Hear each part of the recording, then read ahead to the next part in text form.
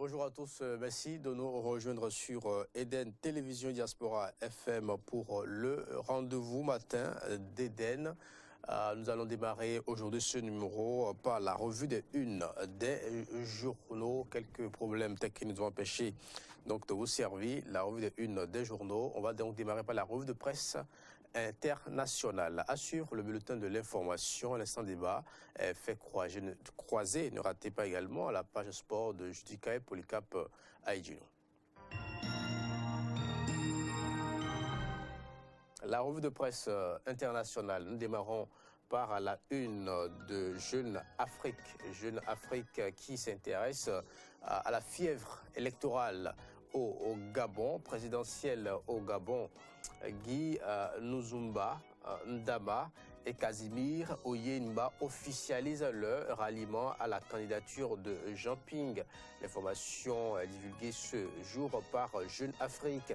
Présidentielle au Gabon, Guy Nuzumba Ndama et Casimir Oyenba officialisent leur ralliement à la candidature de Jean Ping. Des précisions développées par Jeune Afrique. L'ancien président de l'Assemblée nationale gabonaise, Guy Nuzumba Ndama, et l'ancien premier ministre Casimir Oyenba, tous deux candidats de l'opposition à l'élection présidentielle gabonaise du 27 août, ont officiellement annoncé mardi à Libreville leur ralliement à la candidature de Jean Ping. Jean Ping, ancien président de la Commission de l'Union africaine en liste pour la présidentielle et qui vient de bénéficier du soutien de deux poids lourds de la politique gabonaise. L'information est à lire ce jour avec Jeune Afrique qui s'intéresse à d'autres sujets pêle-mêle. D'abord, en République démocratique du Congo, en colère contre les autorités, les familles des victimes de Béni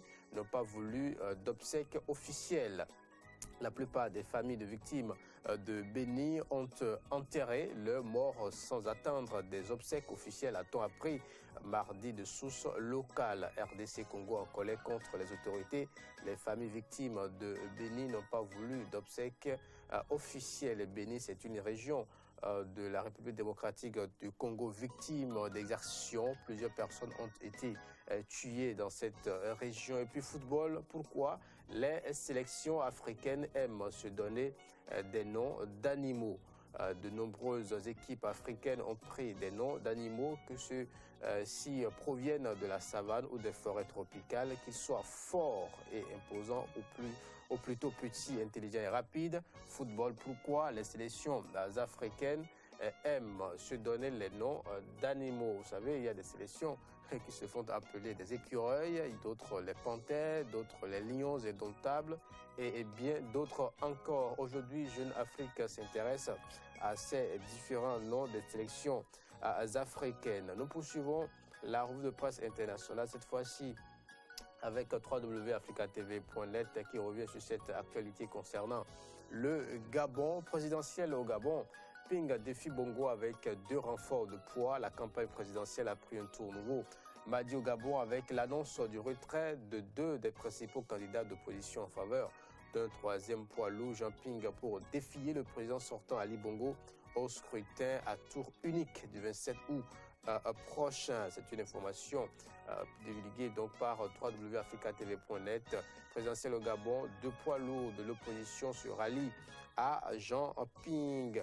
Et puis, on peut lire également toujours avec www.africatv.net. Afrique du Sud, l'opposition commémore les 4 années de massacre de Marikana. Les principaux leaders des partis d'opposition sud-africains se sont rassemblés mardi à Marikana pour commémorer le massacre de 34 mineurs commis il y a 4 ans par la police, critiquant à l'unisson le Congrès national africain ANC au pouvoir, grand absent de cette cérémonie.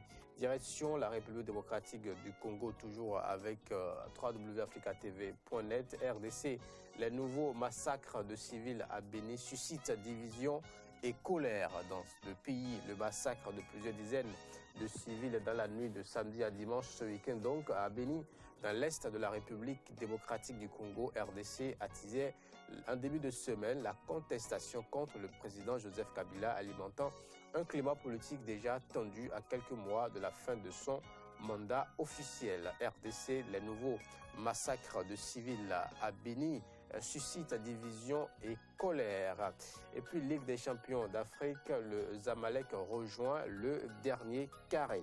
D'autres sujets développés aujourd'hui par les plateformes numériques internationales. IZF s'intéresse également à cette actualité concernant le Gabon. Présidentiel au Gabon, Ping défie Bongo avec 2 renforts de poids. La campagne présidentielle a pris un tour nouveau mardi au Gabon avec l'annonce du retrait de 2 des principaux candidats de l'opposition. Il s'agit bien entendu de l'ancien Premier ministre, de l'ancien président de l'Assemblée nationale, 2 poids lourds de la politique gabonaise qui ont donc choisi désormais leur candidat, c'est bien au profit de Jean Ping pour le compte du scrutin à tour unique qui aura lieu au Gabon le 27 août 2016. Information développée par izf.net. Zambie, 150 arrêtés après les manifestations contre la réélection de Lungu. Lungu donc qui a été réélu suscitant des contestations. Quelques 150 personnes ont été arrêtées dans le sud de la Zambie après avoir manifesté contre la victoire à l'élection présidentielle d'Edgar Lungu lundi. Un succès contesté devant la justice par l'opposition, a-t-on appris de sources policières mardi. Et puis, après la libération d'un journaliste burundais détenu en République démocratique du Congo, Reporters sans frontières, RSF et l'Organisation congolaise de défense de la presse journaliste en danger ont sollicité mardi l'implication personnelle du ministre de la Justice congolais pour qu'il ordonne la libération d'un journaliste burundais en détention sans jugement depuis des jours. Et nous allons boucler la revue de presse internationale, cette fois-ci avec Le Point. Le quotidien Le Point paraissant à Paris, sécheresse, la consommation d'eau restreinte dans 30 départements. La consommation d'eau restreinte dans 30 départements. Le sud et l'ouest de la France sont concernés par ces restrictions dues aux faibles précipitations et à la baisse des débits des cours d'eau. C'est l'essentiel à retenir de la revue de presse internationale qui a donc oscillé autour de ce ralliement de 2 opposants au profit justement à la candidature de Jean Ping pour le compte de l'élection à tour unique au Gabon qui aura lieu donc le 27 août prochain. Un coup dur pour le président sortant Ali Bongo. On est revenu également sur les contestations liées au massacre de Béni. Ça se passe en République démocratique du Congo. À suivre l'instant débat fait croiser, on reviendra sur le débat concernant les rails, modernisation des rails au Bénin, l'intoxication gratuite. Paulin Visson reviendra sur ce plateau. Il sera face à notre chroniqueur maison, James William Baguidi, journaliste chroniqueur. Voici le bulletin de l'information.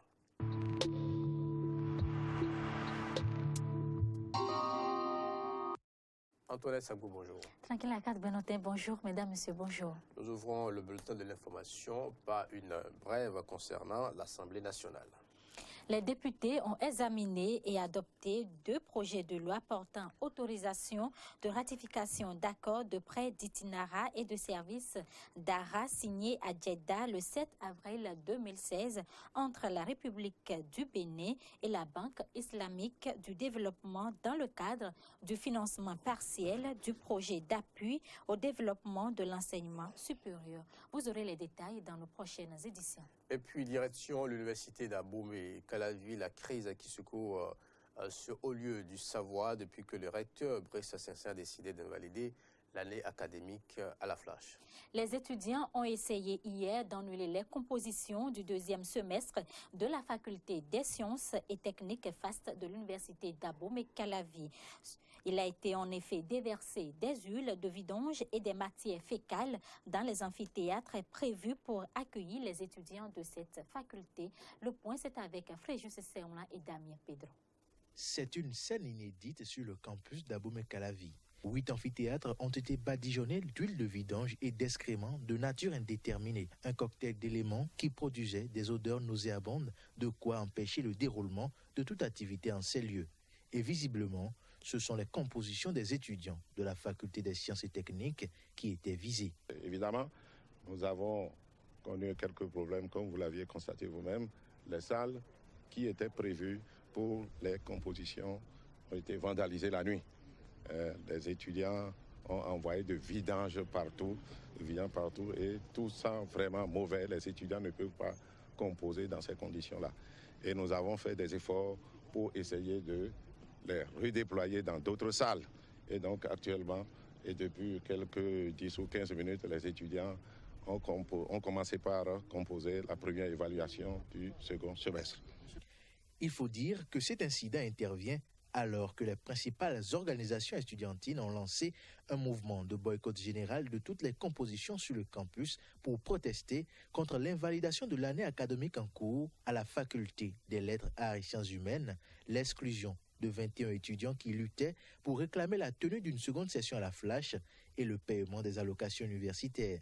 Mais le doyen de la faculté des sciences et techniques dit ne pas comprendre pourquoi on s'attaque à ces étudiants qui, eux, bénéficient toujours d'une session de rattrapage. L'administration de la faculté des sciences et techniques n'a pas du tout de contentieux avec les étudiants de la faculté des sciences et techniques. Nous n'avons jamais refusé de faire une session de rattrapage ou une session de remplacement à nos étudiants. Je ne sais pas pourquoi d'autres étudiants vont nous empêcher de travailler. Et pourtant, on observe une présence remarquable des forces de l'ordre sur le campus d'Abomey-Calavi. Comment les auteurs sont-ils donc parvenus à commettre leur forfait? Nous avons pris assez de précautions, sauf qu'il a fallu d'un incident en ville, notamment du côté de Kokotomé hier, pour que les forces de l'ordre que nous avons positionnées soient réquisitionnées. Et le temps d'aller et revenir, on a eu ces vandales qui ont opéré dans les amphis. Certains responsables étudiants de la FAST, quant à eux, disent comprendre la lutte des associations estudiantines et même s'ils s'attendaient à une riposte, ils s'étonnent de cette méthode qu'ils n'apprécient guère. Compte tenu de la situation qui prévaut vraiment, on savait que quelque chose allait se passer peut-être ce matin éventuellement, mais on ne s'attendait pas à cet aspect des choses qu'on a constaté. Et nos inquiétudes, reste à savoir si, avec ces conditions, si vraiment les camarades étudiants auront peut-être la chance bien, la chair, bien l'organisme va leur permettre de composer dans cette ambiance-là. Parce qu'on se demande si vous êtes venu à une composition, ça tout se passe psychologiquement. Avec cet aspect des choses qu'on observe maintenant, est-ce que l'état psychologique des gens vont leur permettre quand même de composer dans cette ambiance-là? Ces évaluations de la FAST qui prennent en compte près de 2000 étudiants se dérouleront jusqu'au samedi. Et toujours à l'université d'Abomey-Calavi, plusieurs réactions ont été enregistrées après les incidents. Les responsables des associations estudiantines, dont l'Union nationale des étudiants du Bénin et de la Fédération nationale des étudiants du Bénin, se sont aussi prononcés. On les écoute. Je crois que les excréments et les vidanges, nous sommes allés constater, comme vous aujourd'hui, que les salles ont été badigeonnées des excréments et des vidanges. Et je dois vous rappeler aussi que les étudiants seuls ne forment pas la communauté universitaire. Donc on accuse directement les étudiants, je ne peux pas comprendre. Jusque-là, nous n'avons pas d'idée sur des acteurs de ce que nous avons observé ce matin. Et je dois pouvoir aussi dire que si jusqu'à l'heure où je vous parle, on a opté ou bien on a choisi les voies pacifiques, c'est parce que nous nous sommes rendus compte que nous sommes des intellectuels. Il y a certains de nos actes qui doivent refléter notre niveau. Mais nous sommes coincés parce qu'on se demande jusqu'où on ira avec la pacificité. Et ce que nous avons constaté aujourd'hui, c'est amer. Et dans un pays de droit, qu'on envoie les forces de l'ordre tabasser des responsables étudiants ou bien des étudiants qui sont en train de réclamer de façon pacifique leurs droits. C'est le terrain qui commande parce que nous, on va réclamer la libération sans condition de tous les camarades étudiants qui ont été arrêtés, les responsables étudiants qui ont été arrêtés et sans condition. Il n'y a pas eu d'acte de vandalisme à l'université d'Abomey-Calavi. Et si vous avez remarqué des excréments ou des huiles de vidange dans les amphis, c'est tellement une initiative des étudiants de la FAS pour pouvoir montrer aux autorités de la FAS qu'ils sont en train d'accompagner les camarades étudiants de la Flash pour le mouvement étudiant. Et suite aux actes de vandalisme observés sur le campus d'Abomey-Calavi, le président de l'Union des scolaires et étudiants du Bénin a été arrêté par les forces de l'ordre.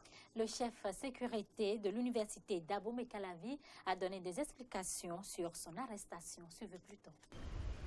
Depuis la nuit dernière, aux environs de 21h45 comme ça, il était à la tête de plus des centaines d'étudiants venus des résidences qui sont venus avec des pots de peinture. Et jusque-là, on ne savait pas ce que ça contenait, ce que ça pots-là contenait. Nous étions restés impuissants à les voir répandre. Et c'est l'odeur qui a attiré notre attention. On a su que c'était des excréments humains ou animaux. Ce matin, il est revenu encore à la charge pour empêcher les vrais étudiants de composer. Oui, je dis bien pour empêcher les vrais étudiants de composer. C'est ainsi qu'il a été poursuivi jusqu'au niveau des résidences là-bas. Parce que c'est de là-bas qu'ils viennent. Et c'est là-bas encore qu'ils retournent. Et c'est à ce niveau-là qu'il a été appréhendé. Et pour nous, comme je le disais techniquement, il n'est plus étudiant. Il fait partie des 21 qui sont exclus. La procédure va suivre. Hors du Bénin, direction le Gabon présidentiel au Gabon. 2 candidats importants se rangent derrière Jean Ping pour le compte de l'élection présidentielle pour défier le président sortant. L'ex-président de l'Assemblée, Guy Nsouba Ndama, et l'ex-premier ministre, Kazmi Oyemba, sont les 2 ténors de l'opposition qui ont accepté de se ranger derrière Jean Ping. Ils vont officialiser leur décision lors d'un rassemblement public à Winnipeg mardi prochain.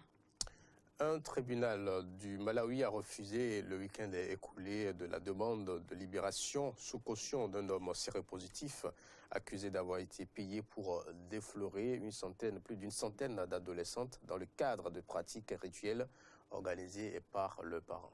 Eric Aniva, 45 ans, a été arrêté fin juillet après avoir confessé dans une interview à la BBC avoir eu des rapports sexuels avec des jeunes filles en échange de 4 à 7 dollars réglés par leur famille, et ce, malgré sa séropositivité. Le juge Anderson Massanjala a refusé sa libération sous caution, indiquant qu'il était raisonnable pour M. Aniva de rester en provisoire pendant l'enquête de la police. Le Royaume-Uni, à travers un référendum, a décidé de quitter l'Union européenne en juin dernier, même si le départ n'est encore effectif. Des retombées sur le plan économique se fait sentir. À Newry, ville de la région britannique d'Irlande du Nord située à quelques kilomètres de la frontière avec la République d'Irlande et donc avec l'Union européenne, tout le monde se demande à quoi la vie va ressembler après le Brexit. Reportage. Devant ce bureau de change, les files d'attente sont désormais monnaie courante depuis que les Britanniques ont voté pour sortir de l'Union européenne. Profitant d'une livre sterling en forte baisse face à l'euro, les habitants de la République d'Irlande sont plus nombreux à se rendre en Irlande du Nord depuis le mois de juin. Une simple formalité depuis l'abolition en 1993 des contrôles douaniers sur les 500 km de frontières. Aujourd'hui, j'ai acheté un article un peu volumineux, un ordinateur qui coûtait environ 550 € près de chez moi. Et je l'ai eu ici pour 299 livres. C'est exceptionnel. La ville de Newry, en Irlande du Nord, se trouve à quelques kilomètres seulement de l'unique frontière terrestre du Royaume-Uni avec l'Union européenne. Ce centre commercial a vu le nombre de ses clients venus d'Irlande augmenter de 10% depuis le début de l'été. Mais les entreprises plus modestes, comme celle-ci, doivent faire face à une hausse de leurs dépenses. Les marchandises en provenance du Sud sont désormais plus chères à importer. Une situation qui pourrait encore s'aggraver lorsque la sortie du Royaume-Uni sera effective. Quel type de contrôle va-t-il y avoir à la frontière? Est-ce qu'il y aura des droits de douane, des prix imposés sur les biens qui traversent la frontière dans les 2 sens? Près de 200 000 emplois en Irlande dépendent des échanges avec le Royaume-Uni. En plus de l'impact économique, les habitants des 2 Irlandes craignent qu'un retour physique de la frontière réveille les fantômes du conflit entre unionistes et nationalistes. Au moins 4 personnes, dont un touriste américain, sont mortes et 55 autres ont été blessées au cours d'un séisme de magnitude 5,3 qui a frappé le sud du Pérou dans la nuit, en tout cas ce week-end, avec les dégâts énormes. Selon l'Institut de géophysique du Pérou, l'épicentre était situé à 10 km de Chivay, capitale de la province de Keiloma, et seulement 8 km de profondeur, donc potentiellement plus dangereux. Et puis, face à l'infertilité grandissante en Iran, de plus en plus de couples doivent jongler avec des tabous, des pratiques pour avoir un enfant par insémination artificielle. L'infertilité a fortement augmenté ces dernières années dans le pays, affirment des experts iraniens en citant notamment comme cause probable la pollution de l'air et une alimentation de mauvaise qualité. Reportage. Dans la clinique Avicenne de Téhéran, des dizaines de fécondations in vitro sont réalisées chaque jour. En Iran, l'infertilité a beaucoup augmenté ces dernières années, au point que 3 millions de couples seraient incapables d'avoir un enfant. D'après une étude de 2012, le taux d'infertilité est de 5 à 8% plus élevé que la moyenne mondiale.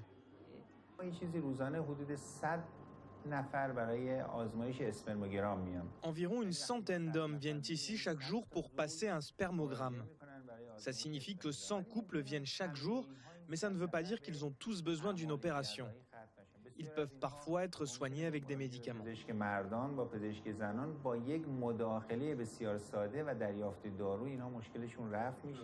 Dans cette société en partie conservatrice, l'infertilité est souvent synonyme de tabou.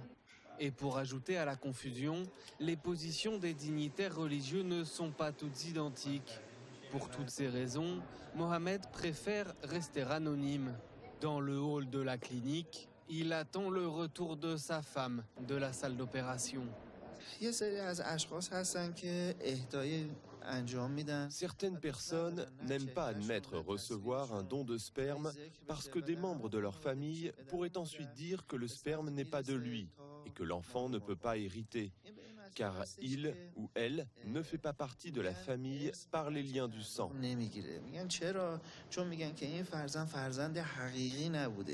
L'Iran possède 60 centres de traitement de l'infertilité, mais tout le monde n'a pas accès aux soins. Une fécondation in vitro coûte au minimum $2000, 5 fois plus que le salaire mensuel moyen d'un employé. Malgré cela, ces dernières années, le nombre de patients de la clinique Avicenne a augmenté de 15% par an. L'infertilité masculine a fortement augmenté. La qualité du sperme a dramatiquement baissé et nous observons également de plus en plus de ménopause prématurée.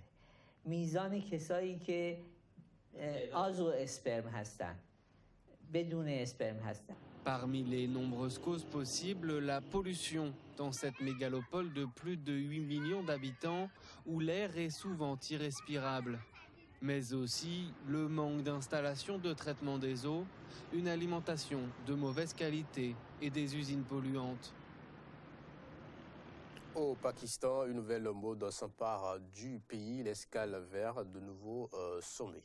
Les clubs se multiplient et font de nombreux adeptes inspirés par les amoureux des montagnes du nord du pays. Une dizaine de jeunes gens se lancent tour à tour à l'assaut d'une paroi de calcaire dans les collines entourant Islamabad. Reportage. À la conquête des collines d'Islamabad, capitale du Pakistan.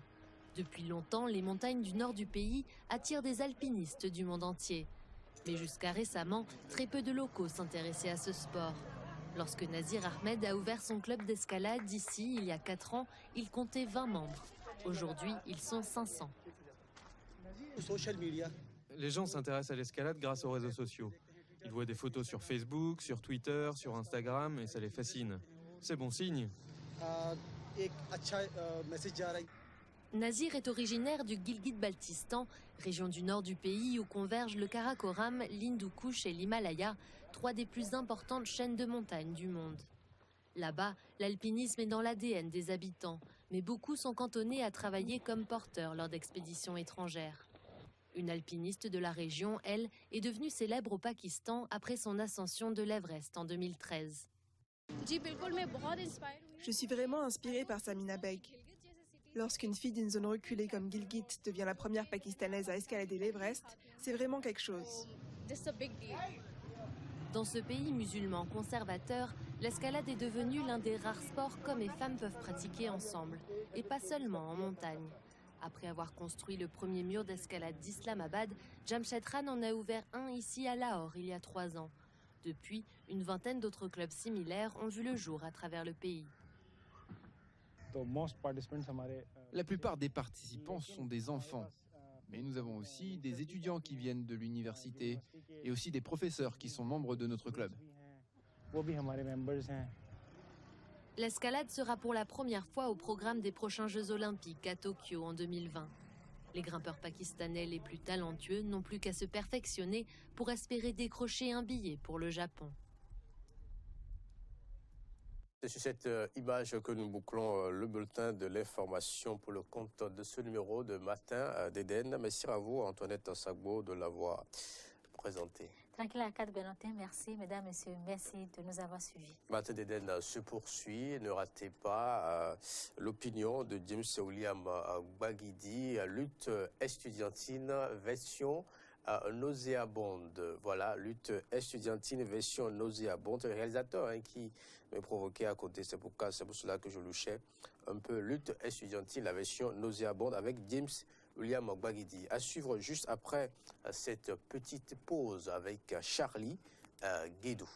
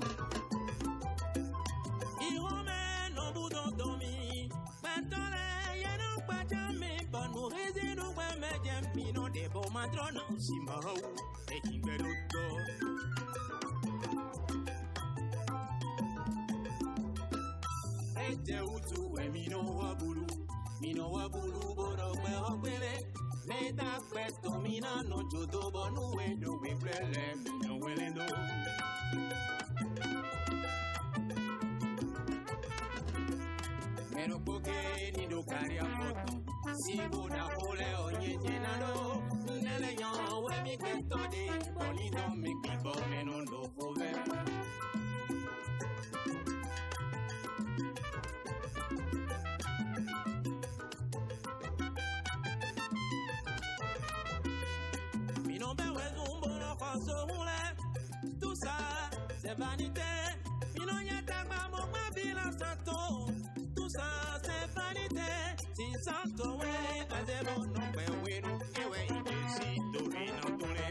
la politique nous a trahis. Ils sont où les hommes modèles? Ils pensent sous nos religions le même. Bien dans mon nouveau d'autorité. Je suis pas les hommes.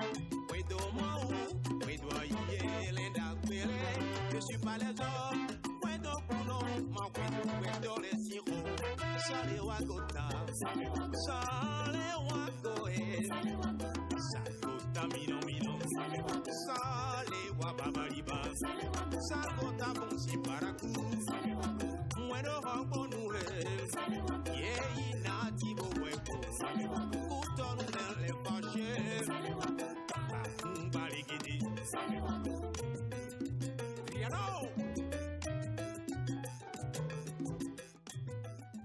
Charlie Guédou, il est artiste de la chanson du Bénin. Il a choisi de nous tenir compagnie tout au long de ce numéro de Matin d'Éden. James William Gbagidi, bonjour.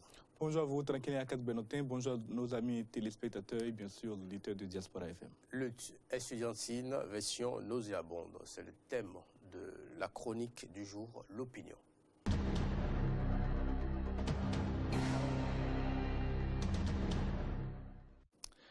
L'université béninoise et le campus d'Abomey-Calavi en particulier vont devenir célèbres si ce n'est déjà fait.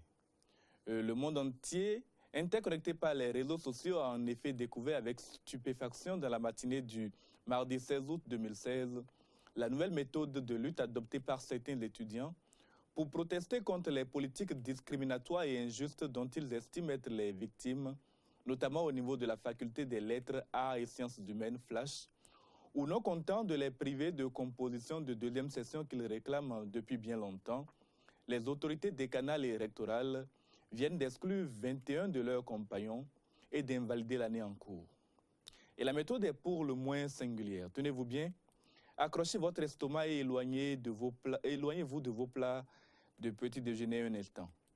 Il s'agit de chiottes humaines, des quantités de matière fécale, oui, déposées, mélangées à de la bouse et de l'huile de vidange, déposées bien en évidence dans chacune des salles où devaient se tenir les compositions de fin de semestre, voire de fin d'année pour les étudiants d'autres entités, notamment la faculté des arts, des sciences et techniques.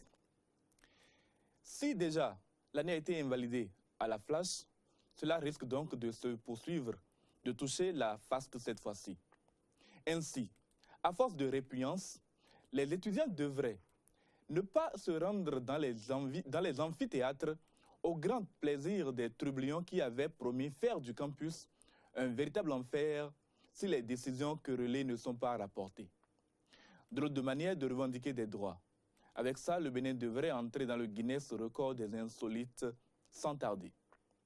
La puissance et l'universalité des réseaux sociaux a en tout cas déjà porté la purulente nouvelle bien au-delà des frontières de notre petit État avec ses nombreuses photos à l'appui. Et certains organes de presse étrangers tentent déjà de comprendre les tenants et aboutissants d'une telle pratique, d'une idée aussi originale que répugnante. Mais passez la surprise, passez les pincements de nez et les regards détournés, passez les coups d'éponge et les grands jets d'eau, passez les aspersions de javel et de pulvérisation de désodorisants, il ne faut pas laisser à la presse nationale et internationale seule le soin de s'interroger sur ces événements et de déterminer comment les éviter à l'avenir. Car il faut bien croire que les étudiants ayant recouru à ces méthodes fétides en ont d'autres qu'ils attendent de mettre en évidence tant que leurs revendications ne seront pas satisfaites d'une manière ou d'une autre. C'est pour cette raison qu'il revient aux autorités électorales de prendre leurs responsabilités. Il y a quelques semaines, quelques mois, voire quelques années, j'avais la ferme conviction que les forces de police et de gendarmerie n'avaient strictement rien à faire sur un campus universitaire et celui d'Abou-Mekelavi ne fait pas exception à la règle. Avec le temps, mes convictions s'émoussent. Surtout quand j'observe les techniques de lutte estudiantine de plus en plus antinomiques des libertés collectives.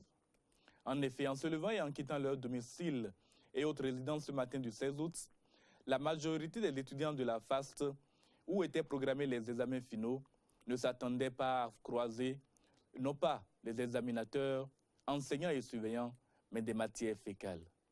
De même, quelques mois plus tôt, ceux qui ont été débarqués sans ménagement des salles de composition ou de cours par leurs camarades étudiants grévistes avaient probablement plus que ces derniers l'intention de se soumettre aux activités académiques réglementaires et ainsi valider leur année dans les meilleurs délais et conditions. Dans cette circonstance, les franchises universitaires, qui ne sont qu'une lointaine réminiscence de la toute-puissance de l'Église par rapport à l'État, à l'époque médiévale où les universités étaient presque toutes religieuses, ne peuvent plus s'appliquer de façon aveugle ou partielle. Si les autorités électorales béninoises veulent les remettre en cause, comme cela semble être le cas, avec la présence massive des forces de l'ordre aux entrées principales et en certains points stratégiques du campus d'Abou-Mekelavi, il y a lieu de faire participer ces dernières au maintien de l'ordre et de la sécurité des étudiants sur tout le campus, en empêchant rigoureusement que les étudiants désireux de poursuivre en toute quiétude leur formation soient empêchés à leur tour de le faire par les trublions et les agitateurs en grève perpétuelle. Mais tout de même, la meilleure méthode pour calmer les tensions et ramener l'ordre, c'est le dialogue, sans fioriture et sans pincement de nez. C'est mon opinion et je la partage. L'opinion avec James William Ogbagidi, lutte estudiantine version nauséabonde. J'avoue que je ne sais pas par où commencer. Ma question, mon questionnaire. Mais on retient quand même que la FLASH, depuis plusieurs mois, en tout cas fait l'objet d'une série de problèmes. On se rappelle les problèmes liés au système LMD, les séances de rattrapage parlant de l'évaluation des candidats. Et puis, tout le temps, c'est des problèmes. Aujourd'hui, c'est la nouvelle trouvaille de contestation qui inquiète plus d'un. Oui, la trouvaille, elle est inquiétante. Elle est d'abord, je dirais, répugnante. C'est la première fois de l'histoire de l'université d'Abomey-Calavi qu'on enregistre une telle pratique. On déveille sur des chiottes, de vidange. J'ai vu les images. C'est répugnant. C'est vraiment répugnant. Il y a de quoi présenter des excuses aux téléspectateurs avant de leur montrer des images d'une telle horreur. Il ne s'agit pas de personnes assassinées comme le ferait Daesh ou autre, mais ces images sont tout aussi répugnantes. Elles vous dégoûtent, elles vous empêchent de manger. La première question que je me suis posée parlant des chiottes, je me suis dit, est-ce que c'est sur le terrain que l'envie il y a un lieu spécial sur le campus où ils sont allés chercher je ne sais pas, c'est... La question, elle est massive. Il y a des toilettes publiques sur le campus, mais sans doute... Mais bien sécurisées, bien fermées. Bien fermées, bien sûr, avec des gardiens qui sont chargés de collecter 25-50 francs selon les besoins que vous allez satisfaire. Et donc, ce n'est peut-être pas au niveau de ces toilettes publiques, qui d'ailleurs sont des toilettes sanitaires, donc on ne peut pas en extraire. Mais il y a également toute une cohorte d'étudiants, paraît-il, ça en croit les chefs de sécurité du campus de Abomey-Calavi, qui ont participé donc à cette activité de vandalisme. Et ces gens-là ont peut-être pris le soin de manger des choses qui vont les faire déféquer, et donc choisi de le faire. Et je l'ai dit, ce commentaire, en tout cas, ce commentaire putride, nous allons peut-être essayer de l'éviter. Maintenant, voilà la méthode de lutte que nos chers étudiants, en tout cas une partie des étudiants, puisqu'on ne peut pas généraliser cela en disant les étudiants, certains étudiants ont choisi pour manifester leur mécontentement vis-à-vis du gouvernement, vis-à-vis notamment, surtout de l'équipe électorale et de l'équipe décanale de la Flash. Le premier problème qui se pose, c'est celui de savoir si il fallait attaquer, s'en prendre aux étudiants de la FAST, faculté des sciences et techniques, qui allaient tranquillement faire qui allaient composer. Des étudiants, rappelons-le, qui n'ont rien à voir avec les problèmes liés à la Flash, voilà, qui ont leur deuxième session en bonne et due forme, qui n'ont pas fait de mouvement, en tout cas qui n'ont pas participé de façon directe au mouvement au cours de l'année, en tout cas aux revendications de la Flash au cours de l'année, et qui donc devraient pouvoir composer sans problème. Maintenant, vous vous souvenez très bien, nous avons reçu les étudiants ici, nous avons entendu notre micro, ceux qui ont été exclus, ceux qui sont dans ce mouvement-là et qui disaient qu'ils n'allaient pas s'arrêter à un débrayage au niveau de la Flash, parce que désormais l'année est invalidée à la Flash, donc aucun débrayage n'a plus n'a plus d'effet, donc il faut, selon eux, étendre le mouvement, étendre la revendication à d'autres entités universitaires. Et celle qui a commencé les compos, cette fois-ci, c'est la FAST. Et c'est là que le choix qu'ils ont fait, c'est de s'en prendre à ces hauts locaux destinés aux compositions en y déversant ce qu'ils y ont déversé. Naturellement, les étudiants ne pouvaient pas composer dans ces conditions-là, ne pouvaient pas même avoir accès aux salles. C'est l'objectif qui était visé par ceux qui ont commencé l'acte de vandalisme. L'objectif est atteint. C'est dommage de s'en rendre à l'évidence. L'objectif est atteint. Et quand ces choses se passent comme ça, on se demande où étaient les forces de police, les forces de gendarmerie qui sont déployées sur le campus, qui font les gros bras à l'entrée, qui fouillent des véhicules. Bon, ça se faisait encore il y a quelques mois, qui fouillent des véhicules, qui vérifient les papiers de presque tout le monde. Parfois même, votre enseignant, ou vous avez oublié votre carte d'étudiant, vous êtes refoulé, vous n'aurez pas accès aux cours. Ils font les gros bras donc à l'entrée, ils font les tours, ils font des patrouilles. Mais voilà que plutôt que de s'occuper de ces activités-là, ils devaient garantir aux étudiants la capacité ou la possibilité de composer. Ils n'ont pas été capables de le faire. Et puis aujourd'hui, quelle sera l'issue de cette situation? Quels sont les argumentaires que le recteur Brice Saint-Saëns avait brandi en invalidant l'année au niveau de la Flash? Bon, d'abord, ce qui s'est passé au niveau de la Flash, c'est que les étudiants ont, comme ils le disent eux-mêmes, vous l'avez encore entendu ce matin, dit avoir choisi les méthodes de lutte pacifique pour le compte de cette année académique. Et donc, leur façon de procéder pour obliger les autorités décanales au niveau de la FLASH à leur organiser les compositions de rattrapage, c'est d'abord d'empêcher que les compositions du premier semestre puissent avoir lieu. Ils ont empêché à plusieurs reprises, en tout cas au moment de composer, ils décrètent des moments de boycott. Et le boycott au niveau, pardon, un petit chat dans la gorge. Le boycott au niveau des étudiants signifie simplement qu'on organise, on empêche les compositions de se dérouler. On va dans les salles au moment où les surveillants sont peut-être déjà en train de distribuer les copies ou bien que les étudiants commencent à arriver. On chasse tout le monde. On ne demande plus aux étudiants, à tout le monde de décider par lui-même s'il doit quitter la salle ou s'il veut rester pour composer. On vide la salle, on chasse tout le monde, on met les sièges sont dessus-dessous. S'il y en a pas, si c'est des amphis où les sièges sont solidement implantés dans le sol, en tout cas, on fait des manifestations bruyantes de manière à ce qu'il n'y ait pas de composition. À plusieurs reprises, donc, les compositions ont été empêchées à la FLASH et on en arrivait à un niveau où le cursus académique n'ayant pas été suivi jusqu'à un certain niveau, les autorités décanales qui étaient en conseil pédagogique l'ont érigé en conseil d'abord, ils ont décidé d'ériger cela en conseil de discipline et de sanctionner les étudiants responsables de la situation. Et dans le même temps, le recteur a pris l'initiative au regard de ce que l'année n'était pas, le cours de l'année n'était pas respecté, d'invalider simplement l'année et d'attendre que l'année suivante, les choses rentrent dans l'ordre pour que tout le monde puisse aller aux examens et obtenir son diplôme de façon concrète.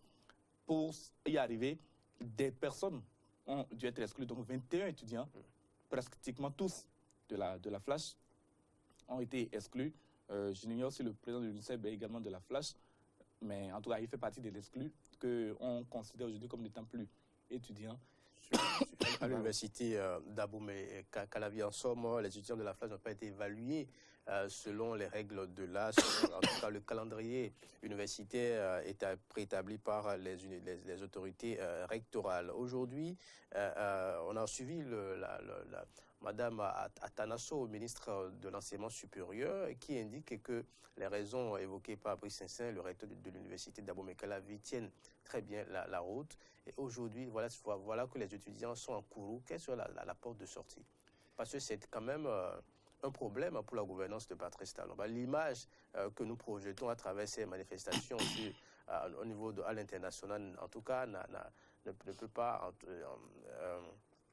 ne donne pas une bonne caution, en tout cas pour le gouvernement de Patrice Talon. Il va falloir trouver très rapidement une solution, une porte de sortie de crise. Alors, je pense bien qu'il faut aller chercher dans les tests. Il faut aller chercher dans les tests et les appliquer de façon rigoureuse et faire des omelettes en cassant des œufs. Il n'y a pas d'autre solution. Soit, c'est dans cette condition-là, les autorités décanales et rectorales qui vont devoir manger le chapeau, soit ce sont les étudiants qui vont devoir se soumettre.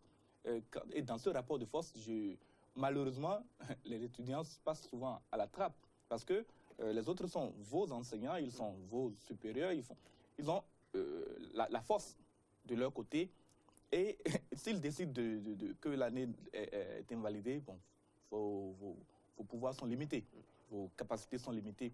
Et maintenant, mais il est important qu'on n'impose rien aux étudiants, qu'on ne leur impose pas, qu'on ne les traite pas comme des sous-hommes, qu'on ne les traite pas comme des gens à qui on jette une petite satisfaction, à une querelle de revendication, on en satisfait une ou deux, puis on se dit, bon, votre sort est bon, et puis à l'année prochaine, pour vos successeurs, pour d'autres revendications. Il n'est pas normal qu'on malmène les étudiants de cette façon-là. Ce qui me semble être nécessaire, c'est que chaque étudiant, chaque responsable étudiant en tout cas, soit entendu, qu'un dialogue soit véritablement organisé pour que chacun puisse lire ensemble les tests pour que l'on comprenne ce qu'il y a lieu de faire. Parce que jusqu'à présent, les étudiants brandissent les mêmes tests que les enseignants pour dire nous avons droit à une session de rattrapage d'un côté et de l'autre côté, nous avons le droit de choisir de faire une session de rattrapage ou de ne pas faire une session de rattrapage.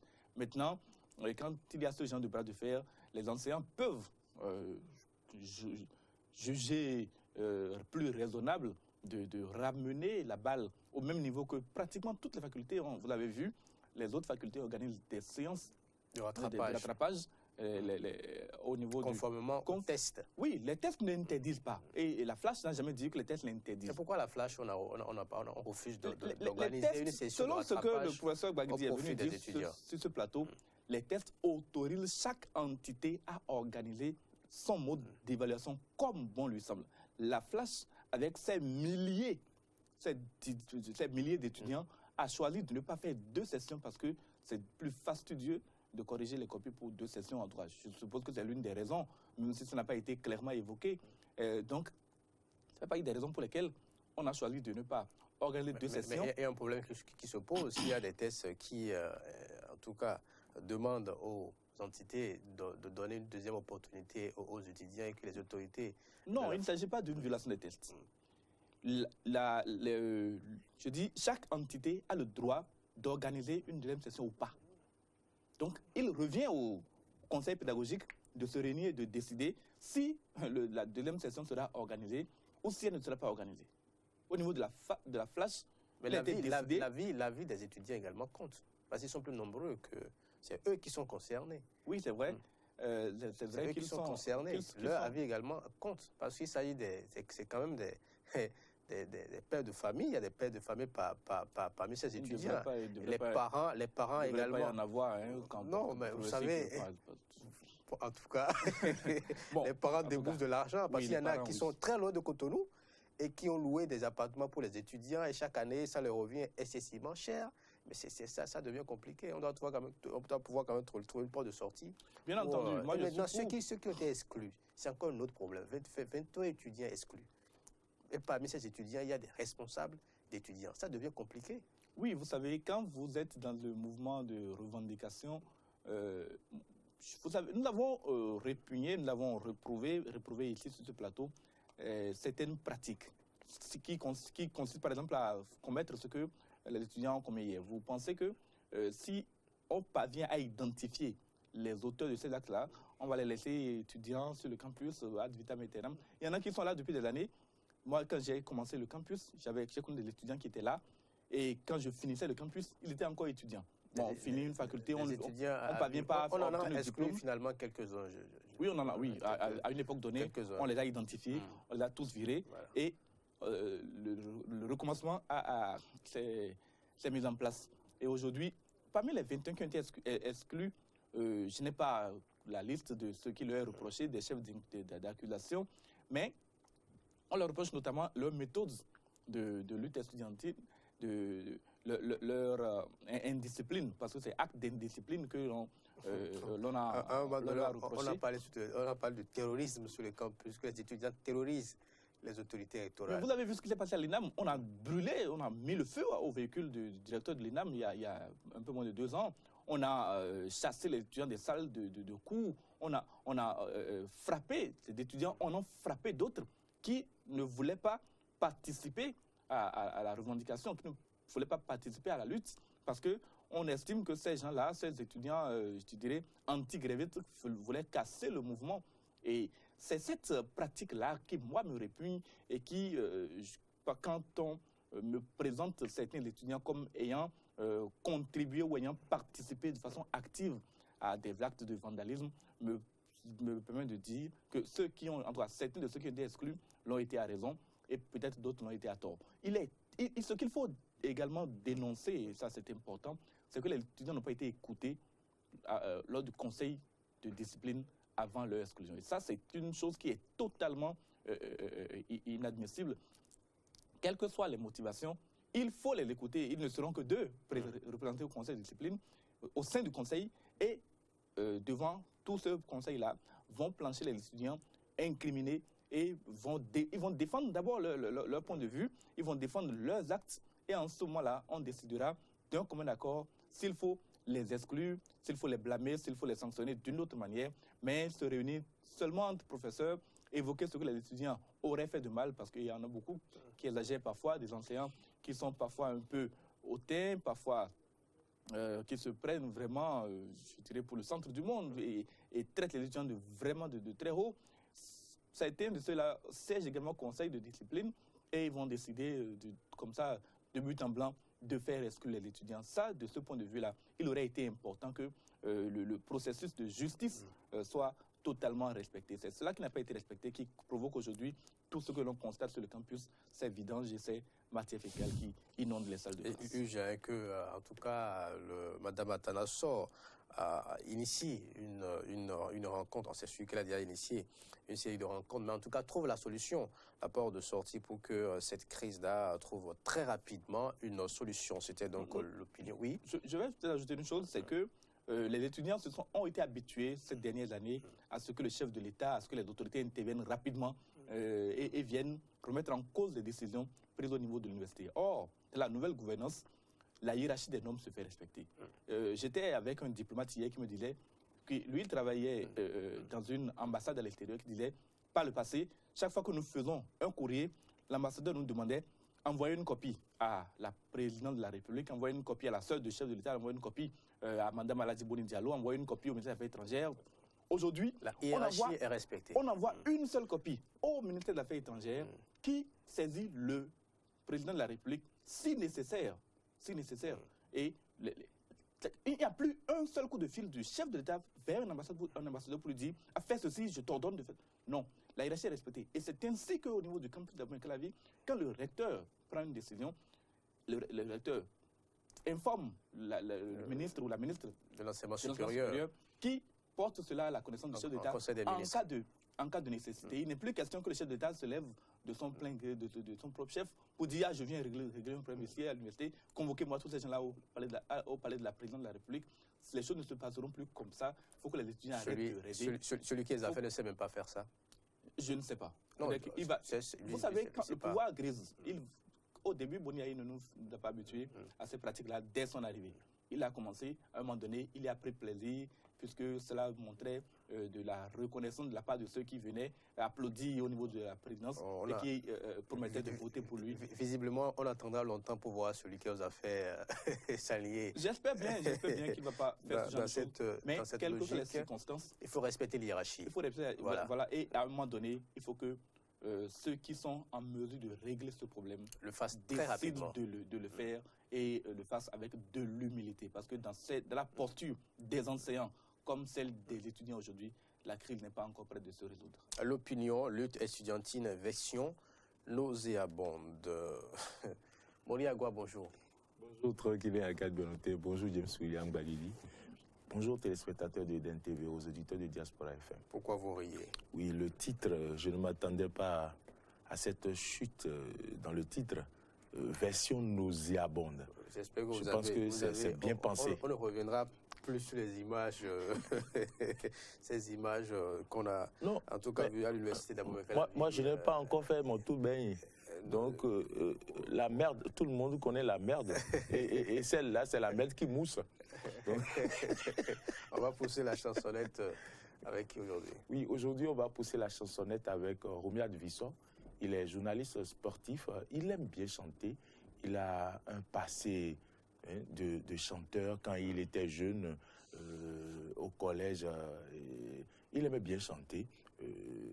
C'est lui qui a poussé la chansonnette sur une belle chanson que je vous laisse découvrir. On va parler un peu de Renouveau, un titre phare de Yonas Pedro, paix à son âme. Renouveau, tu es oiseau, mon vie. Je veux oublier, mais oui, comme mon nom. Tindao, mais il Sénégal. Oui, d'Adjek Badi de Gorée. Fite, yo voleg aussi. Portugal, Mairie, France, ou l'or. Yé magman, Brésil, mon anti. Africa, Djawaï, Baba. Renouveau, tu es oiseau, mon vie. Je veux oublier, mais oui, comme mon nom. Tindao, mais il Sénégal. Oui, d'Adjek Badi de Gorée. Fite, yo voleg aussi. Portugal, Mairie, France, ou l'or. Yé magman, Brésil, mon anti.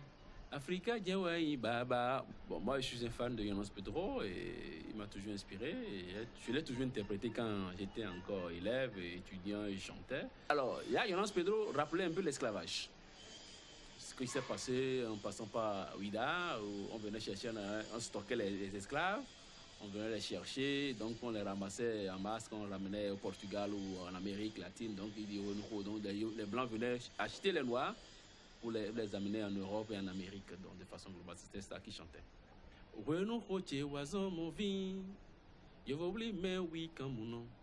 Tindao mais Sénégal, oui d'Adjek Badi de Gorée, Fite yo volé aussi, Portugal mairie France ou l'or, Yé magmon président anti, Africa Djawai Baba. Il ou elle pousse la chansonnette sur Matin d'Éden. Merci, bravo!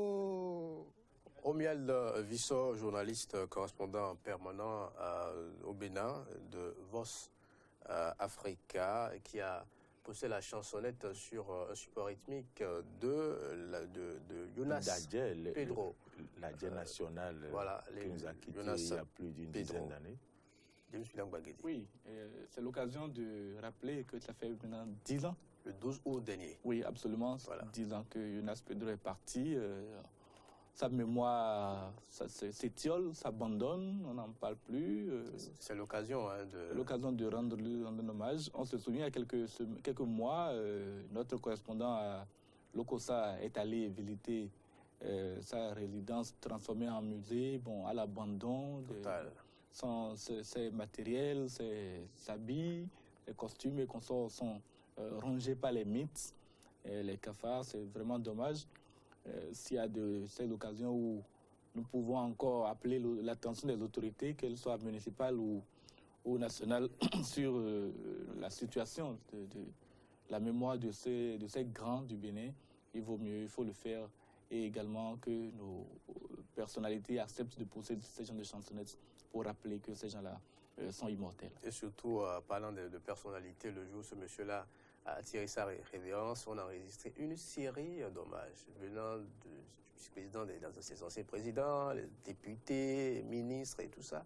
Mais le musée, là, le musée de ce monsieur, sa résidence qui est transformée aujourd'hui en musée, aucune de ces personnalités n'a daigné, en tout cas, faire un tour sur le terrain, histoire de contribuer à sa réhabilitation. Cela pose un problème. D'abord, nos génies, on ne les célèbre pas de leur vivant, et quand ils ne sont plus là, on les oublie définitivement. Alors que Jonas Pedro, partout dans le monde, parlant de la salsa, le groupe Africando, avec Bokana Maïga, et depuis son décès d'ailleurs, le groupe a disparu. On ne parle plus d'Africando, donc c'était la pierre angulaire en réalité de ce groupe Africando. Hommage quand même à l'artiste, salut l'artiste. Merci à vous. À Mori Agua, on dit merci également à Romuald Visso. C'est son frère, son frère sera sur ce plateau tout à l'heure, je crois, c'est Paulin Visso. C'est son frère ou membre de la famille, il s'appelle Paulin Visso. Il est le président du groupe de travail média secteur privé sera face à notre chroniqueur maison, Dieu Sulia Magbaguidi, pour décrypter l'actualité concernant les rails, modernisation des rails au Bénin, l'intoxication gratuite. On va essayer de rétablir la vérité. On a commencé depuis hier, on va donc continuer aujourd'hui. Une pause avec Chali Guédou.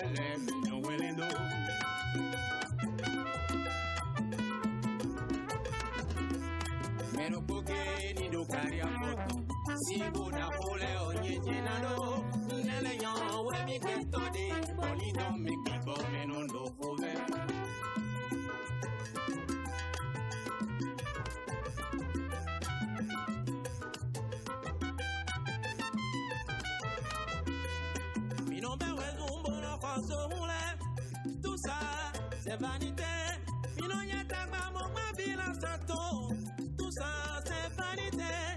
La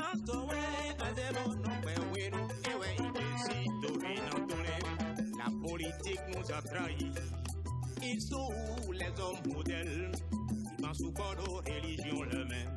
Bien à mon nouveau d'autorité.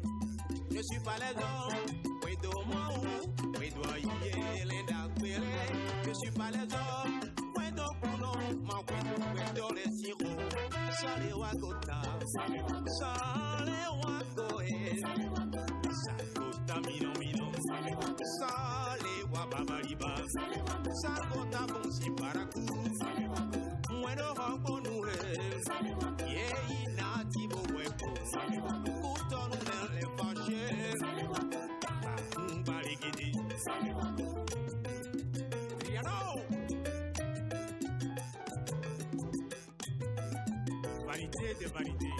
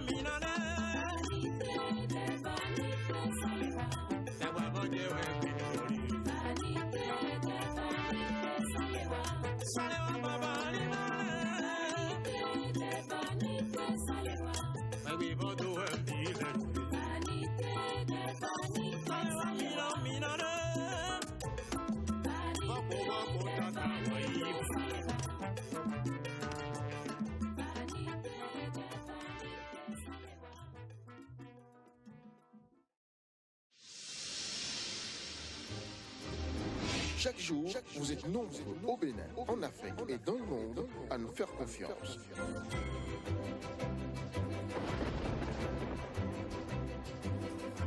Recevez-nous sur satellite EO33, Eutelsat 33A, fréquence 10805, symbole rate 30001, polarisation verticale. En local, bande UHF, fréquence 719.25, système de son VG.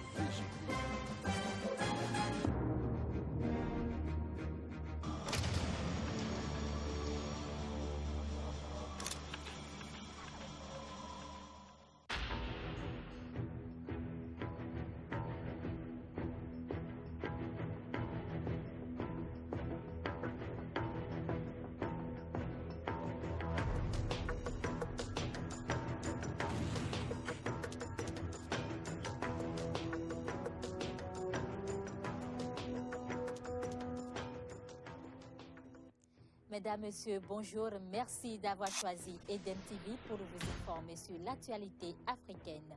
Info d'Afrique, c'est une édition qui vous permet de revivre tous les événements qui se sont déroulés dans la semaine sur le continent. C'est tous les dimanches à partir de 11h.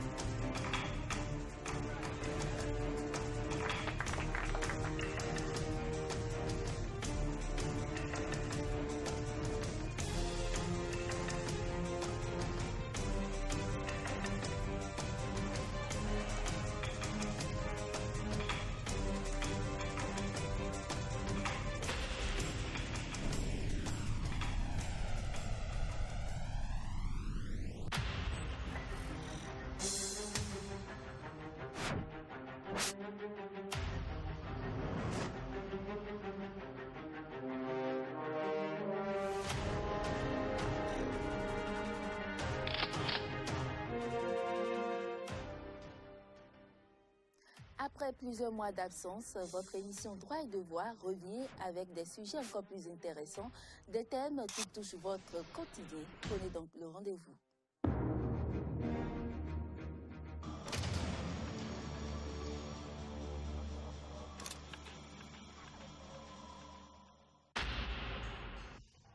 les infos sur Eden TV. Mesdames, Messieurs, bienvenue. Bienvenue dans ce journal. Mesdames, Messieurs, merci de nous rejoindre. Très ravi de vous retrouver. Merci de l'avoir suivi sur Eden TV et passé d'agréables moments en notre compagnie.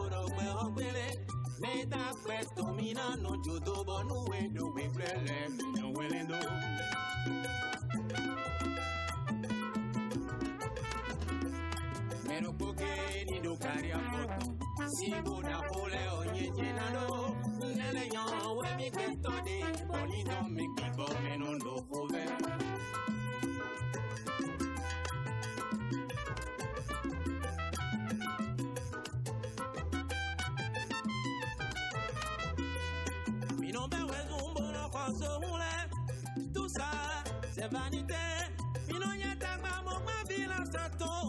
Tout ça, c'est vanité. Si ça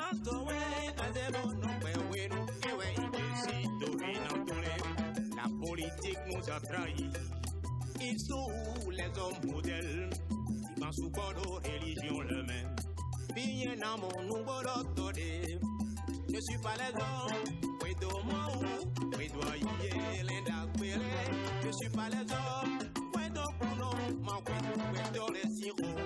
Sale wakota, sale wakoe, sakota mino, sale wababariba, sakota bonsi paraku, muero hanko nure, ye inati bo weko, kutonu le fashe, baligidi, Riano. Vanité de vanité.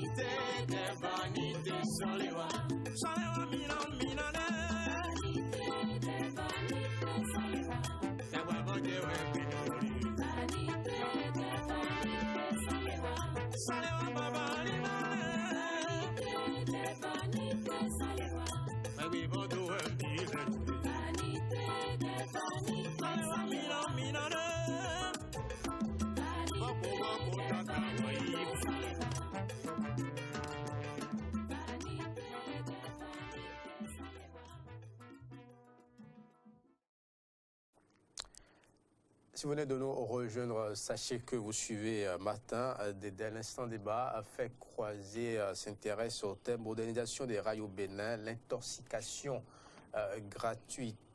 Peggy Ludovic Dagba, bonjour. Bonjour à vous. Bonjour à vous, tranquillin, à Cannes-Pénantin, chers amis téléspectateurs et auditeurs, bonjour. Dans la gare de Cotonou, les rails s'oxydent et le chemin de fer béninois reste à quai.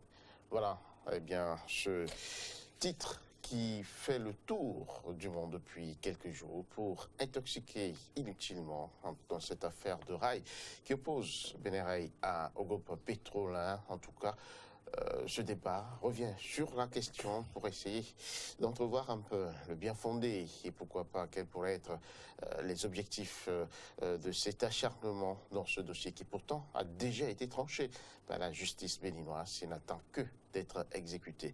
Pour en parler sur ce débat, j'ai deux invités. Pour l'invisseur, il y a le président du groupe de travail secteur privé et médias. Bonjour. Bonjour, Peggy. Merci d'être avec nous. C'est moi. En face de vous, eh bien, c'est James William Baguidi. Il était il y a quelques instants seulement sur ce plateau. Il revient pour la cause, pour la manifestation quand même de certaines lumières sur la question, parce qu'il faut aller au fond et en comprendre, et bien sûr, une fibre. Bonjour. Bonjour à vous, Peggy. Merci d'être avec nous. C'est moi qui vous remercie. Alors, James William Baguidi, si on doit vraiment remonter peut-être au début de cette affaire, d'où est parti le quiproquo? Alors, si vous voulez qu'on parle du quiproquo, le quiproquo apparaît en novembre 2013. Le quiproquo apparaît en novembre 2013, mais s'il faut parler du quiproquo, il faut peut-être déjà remonter à qui a des droits et qui n'en a pas. Déjà, c'est en 2010 que le Bénin a décidé, le Bénin et le Niger, qui sont propriétaires du chemin de fer de l'OCBN en fait, Organisation commune Bénin-Niger, c'est ce nom-là, sous ce nom-là que moi j'appellerai la société d'exploitation, parce que le nom Béni Rail qui a été donné depuis quelques mois n'est pas légal. N'est pas légal parce que ça fait partie des initiatives qui ont été prises dans le cadre de ce que la justice béninoise a invalidé. Donc pour en revenir donc au quiproquo, en 2010, le Bénin et le Niger se sont associés pour proposer, pour lancer un appel d'offres internationales pour enfin recruter une société capable de remettre à flot le train béninois. Moi, je me souviens, en 2005, j'étais en vacances à Parakou. Je suis parti à Parakou par le train, mais au retour, le train n'avait pas pu venir à quai parce qu'il y avait déjà des problèmes au niveau de l'OCBN. Donc, cette époque-là, on avait dû revenir à Cotonou par d'autres moyens.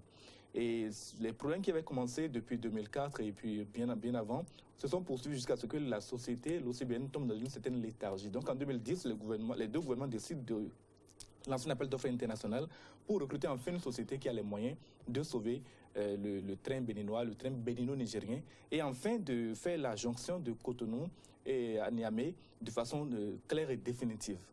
Malheureusement, quand l'appel d'offres a été gagné, c'est le groupe Petroline de l'opérateur économique Samuel de Souaoré qui a gagné cet appel d'offres.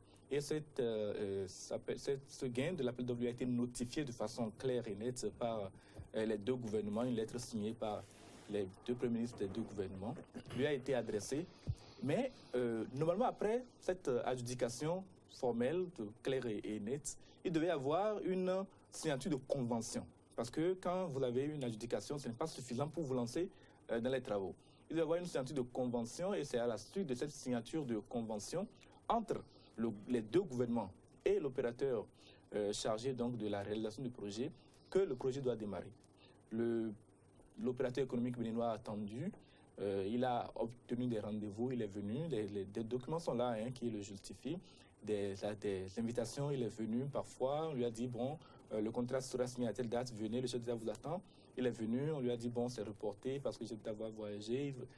Bref, la convention n'a jamais été signée jusqu'à ce que, en novembre 2013, le chef d'État du Bénin convoque le président du groupe Petroline et lui disent bon, nous avons trouvé une certaine façon de vous accompagner dans la réalisation du projet.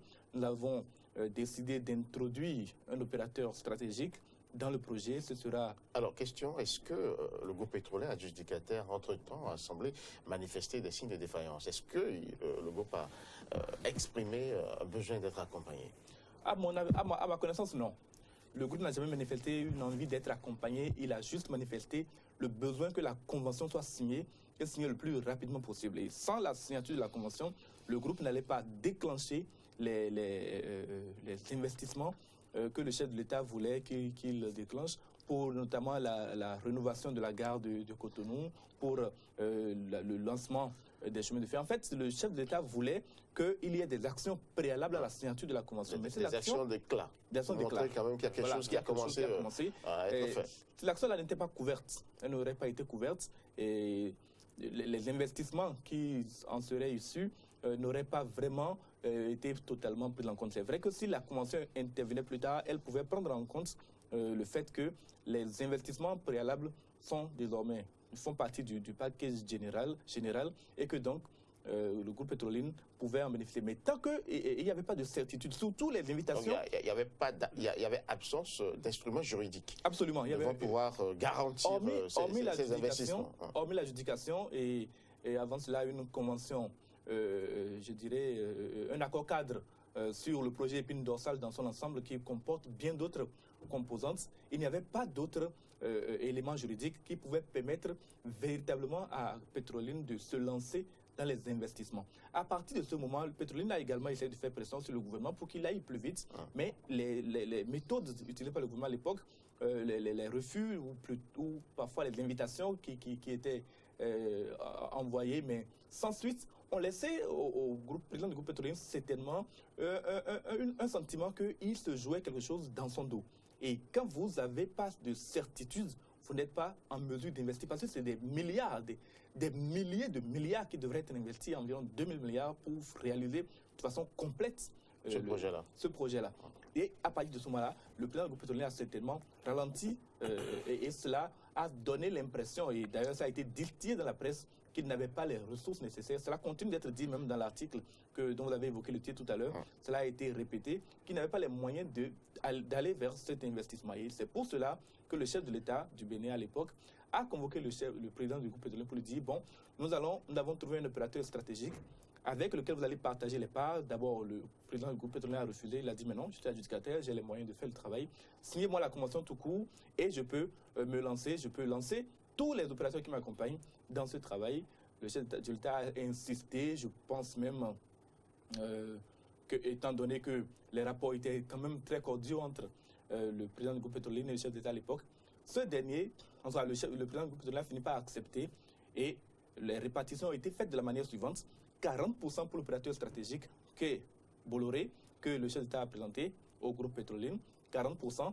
20% pour le groupe Bolloré, 20% pour des privés nigériens qui restaient à déterminer, 10% pour chacun des deux États, ce qui faisait les 100% du projet, des investissements qui devraient entrer dans le projet. Et à partir de ce moment, les travaux devaient se faire de commun accord, mais jusque-là, le groupe Petroline pensait que, bon, enfin, les choses allaient pouvoir démarrer sous son contrôle parce qu'étant adjudicataire, c'est à lui de dire, c'est lui qui a proposé le projet qui a été accepté. Et donc c'est ce projet-là qui doit être réalisé, notamment des rails format standard qui devraient pouvoir porter des trains à grande vitesse sur nos rails et puis des trains qui transporteraient des marchandises d'une certaine quantité. Et voilà qu'à un moment donné, on a commencé à écarter le président du groupe Petroline. Des négociations ont été faites pour la signature d'une nouvelle convention et ces négociations-là ont eu lieu à Niamey et à aucun moment le président du groupe Petroline a été informé de ce que des négociations ont commencé. Mais fort heureusement pour lui, des informations ont fuité. Il a obtenu les documents qui étaient déjà paraphés par toutes les parties et son nom n'apparaît nulle part. On parle encore de privé béninois, cette fois on ne dit plus. Il y a eu, en novembre 2013, je voudrais préciser qu'il y a eu deux conseils des ministres successifs, un mardi et un mercredi, je crois, qui ont planché presque exclusivement sur le sujet et dont le relevé dit très bien que le privé béninois en question dans ce dossier, c'est le groupe Petroline de Samuel Dosso-Aworé. Mais dans les conventions qui se préparaient à être signées, le groupe Petroline n'a jamais été évoqué nulle part. Le groupe Bolloré est très clairement évoqué. C'est lui qui est désormais celui qui porte le projet.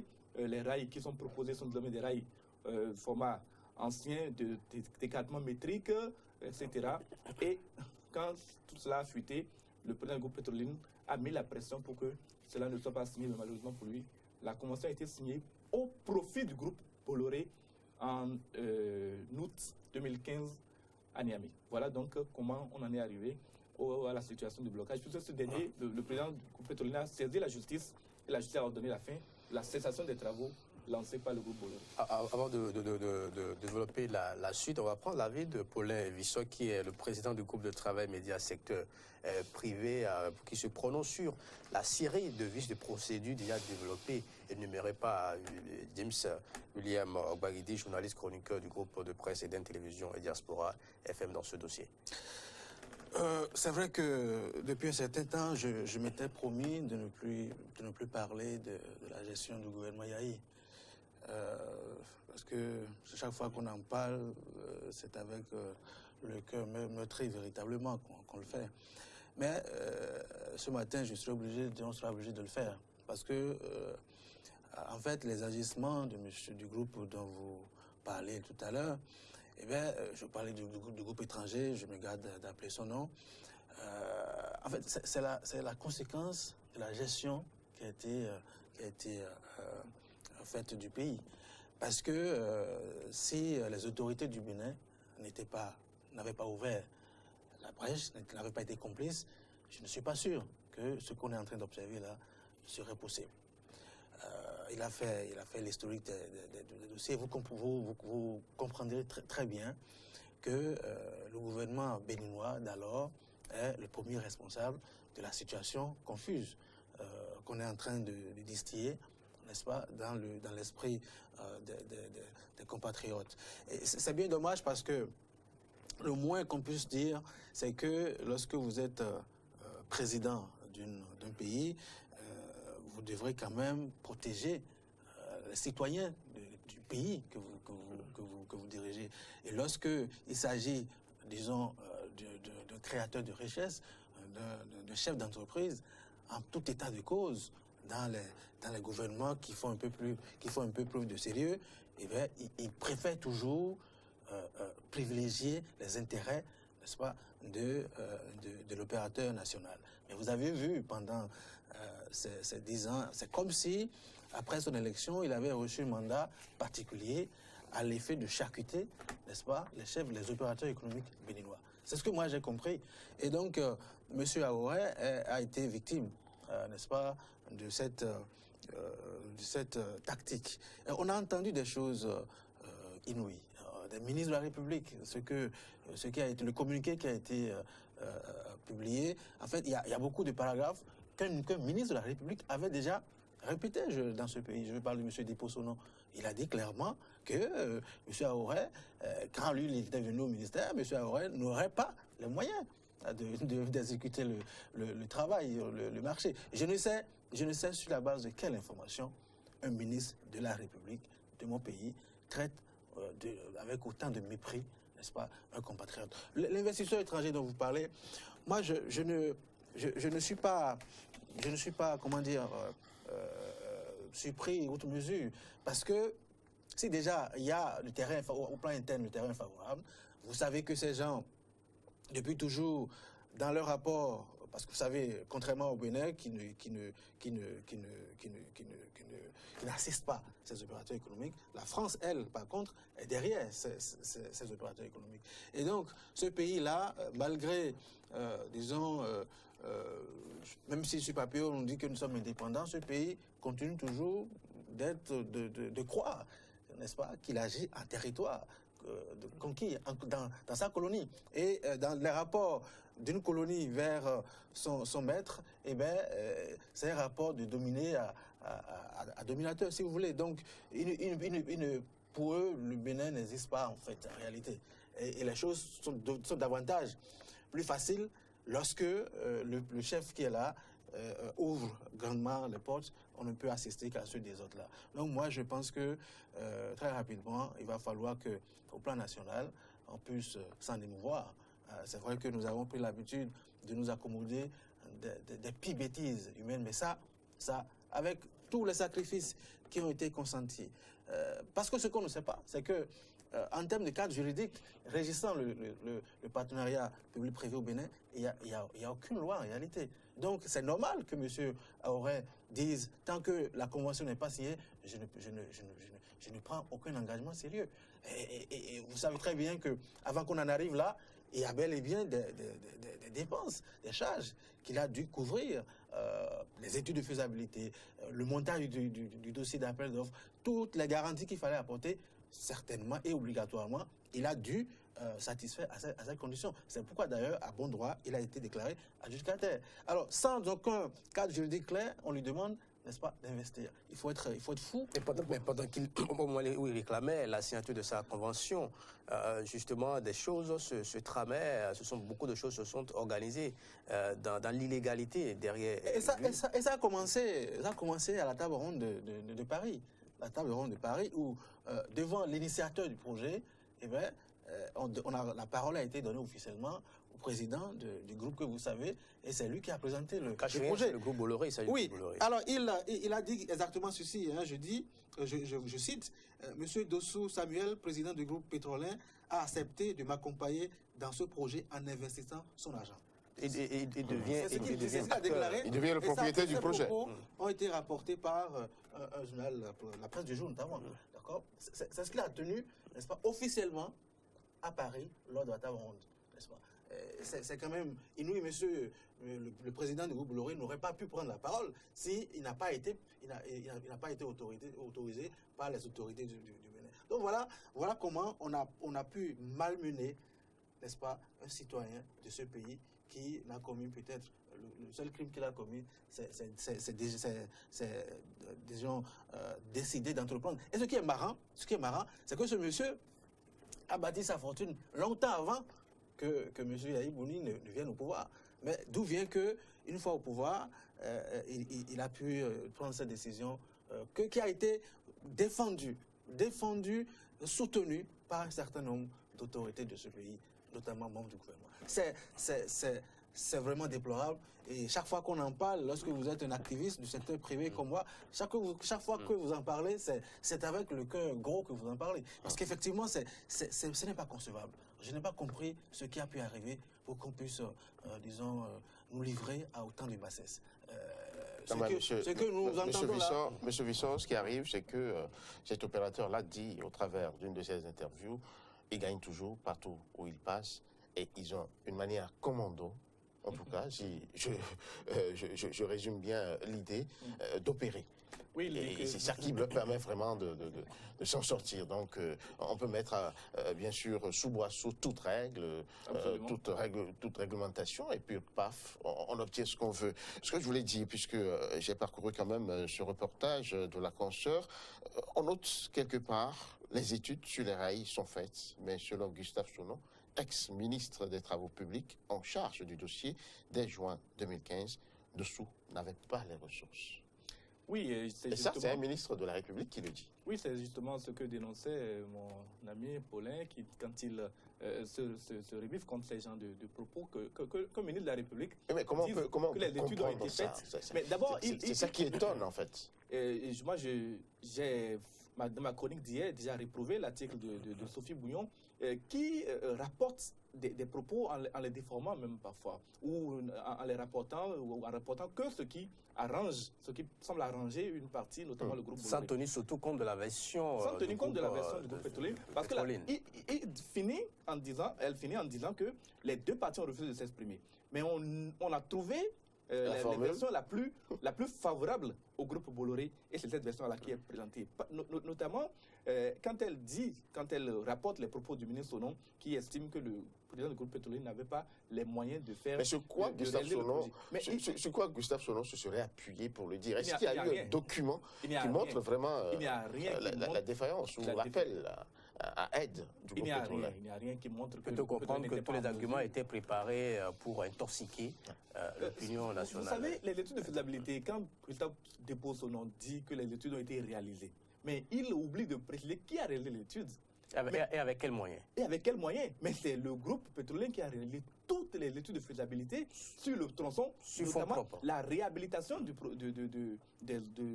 rails de Cotonou à Parakou et leur extension de Parakou à Niamey via Dosso. Mais c'est le groupe pétrolier qui a mis ses propres moyens. Et des milliards de francs ont été investis dans cette étude de faisabilité.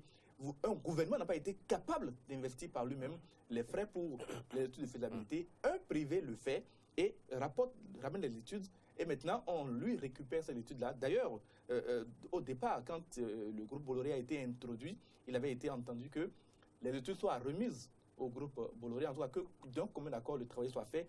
Mais ces études ont été accaparées par le groupe Bolloré qui a détourné les objectifs du projet, qui a choisi de faire un autre projet. Et des éléments d'autres choses se sont produites.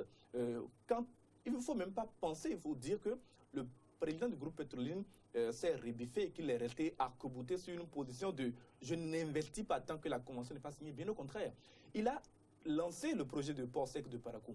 Le port sec de Parakou c'est une étape, c'est une des composantes du projet épine dorsale dans laquelle on trouve le réseau ferroviaire et également d'autres ports secs, un port sec à Dosso, un autre port sec, il y en a d'autres. Et il a lancé les travaux du port sec de Parakou sur demande du chef d'État, mais là sans aucune convention, sans aucun accord. Il a lancé des investissements. Si vous êtes allé sur le port sec, vous allez voir qu'on a dépensé énormément. On a monté le sol de 7 mètres avec compactage par 20 cm, je vous en prie.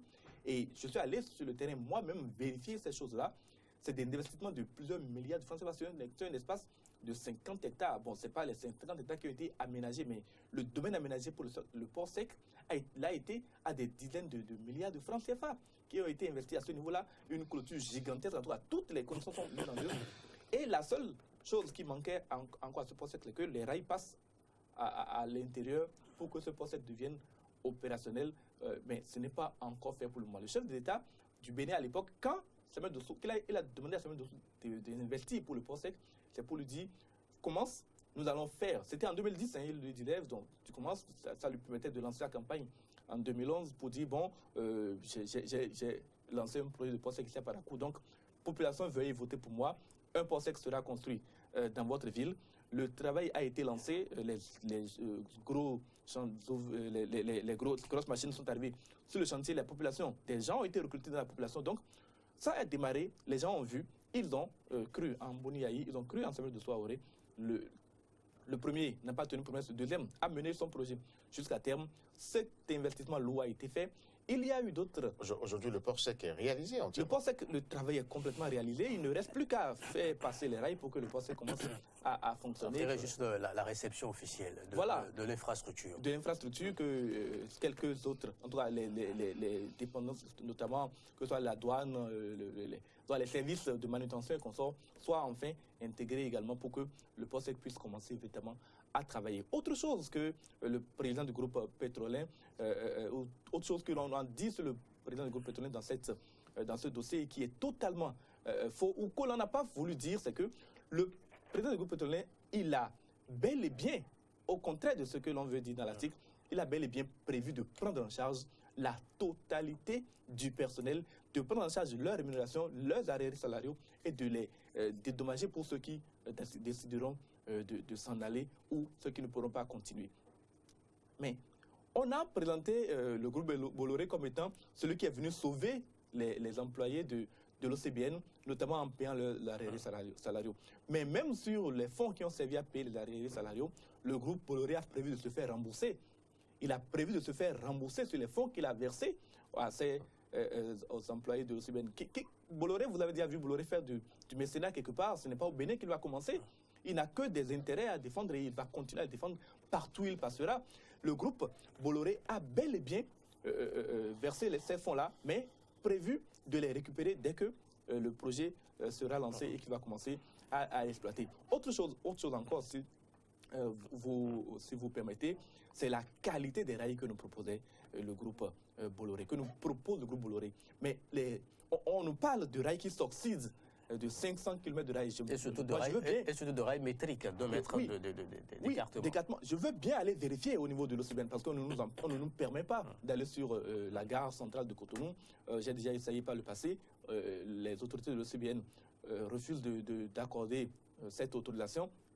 Je veux bien aller vérifier que 500 km de rails sont dans cette gare de Cotonou-là et sont en train de s'oxyder au soleil. Et maintenant, dans cet article, on parle de rails neufs. Sophie Bouillon parle de rails neufs. Je veux bien vérifier que ces rails-là sont des rails neufs et que ce n'est pas les rails de récupération de la Première Guerre mondiale, de l'époque de la Première Guerre mondiale, que Bolloré a carrément annoncé, il avait prévu prévu que c'est ça qu'il allait importer au Bénin.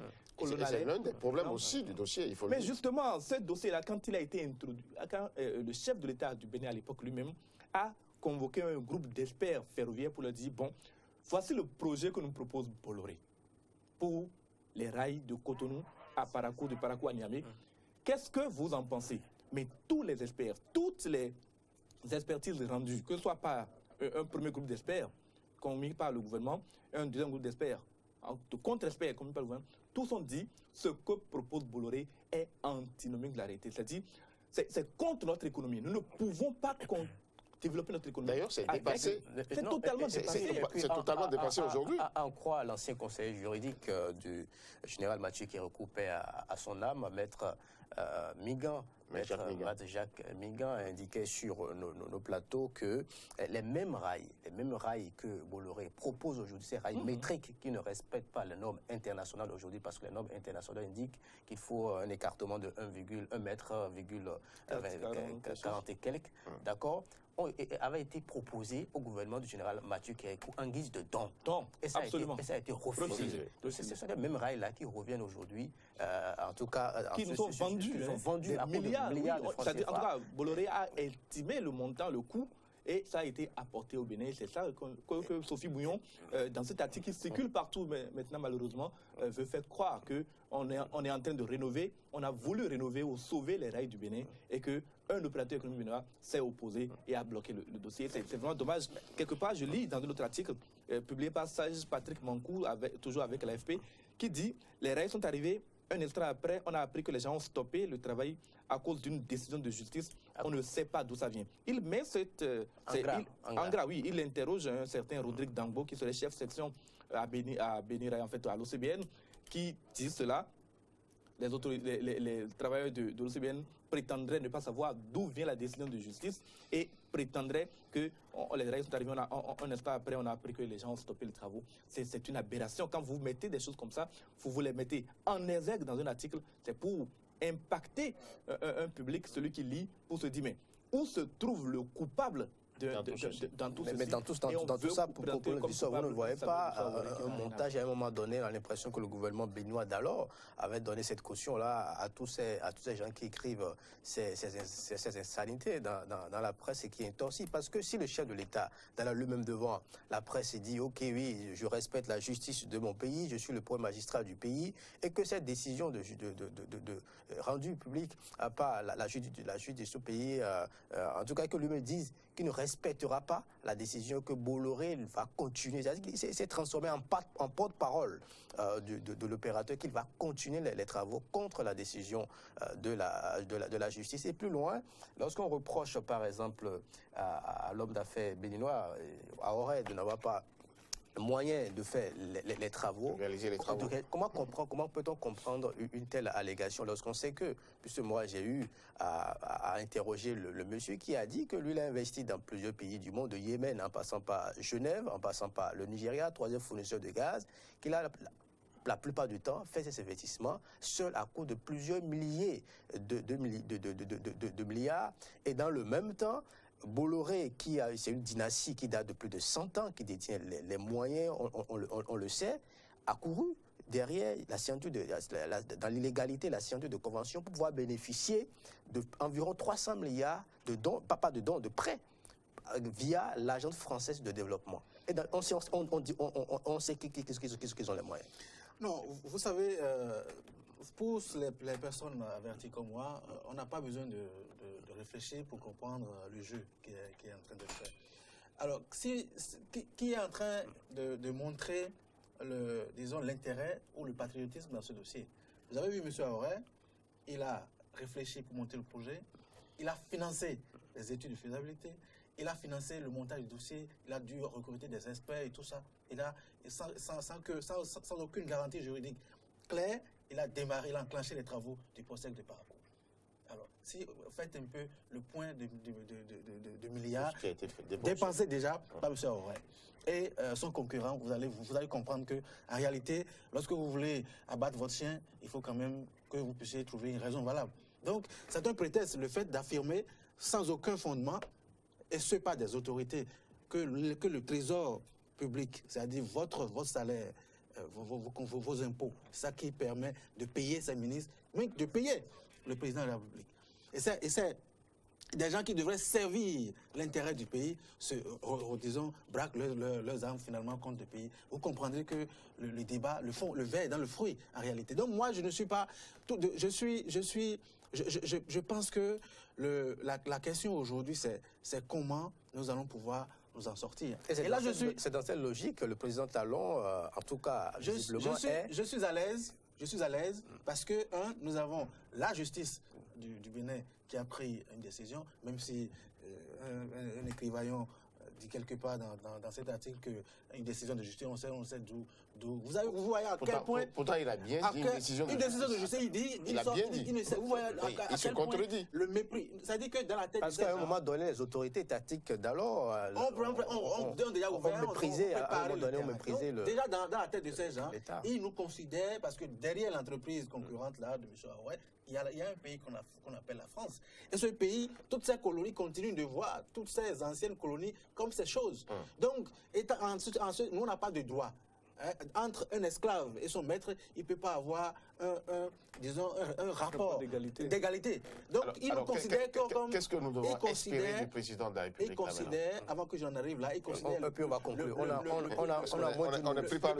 Le Bénin comme sa propriété. Donc, on peut venir faire n'importe quoi et quand on veut. En territoire les choses changent, on est en 2016.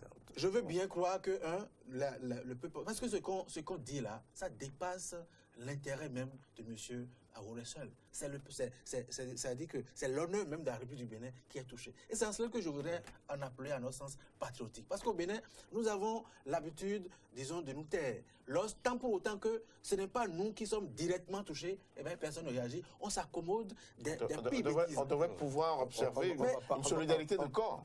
C'est-à-dire que le problème qui est là, c'est une manière indirecte de dire, vous là, vous êtes notre chose. On peut en faire ce qu'on veut. Alors, qu'est-ce qu'on peut faire? Monsieur Talon, vous savez, c'est une chance que nous ayons quelqu'un comme ça, parce que lui, il sait. C'est quand même un homme d'affaires. C'est un homme d'affaires. Il a enclenché le processus. Et je le sais, très équilibré. Il est diamétralement à l'opposé. En tout cas, pour le peu de temps qu'il a eu à faire, il est diamétralement à l'opposé de ce que nous avons vu.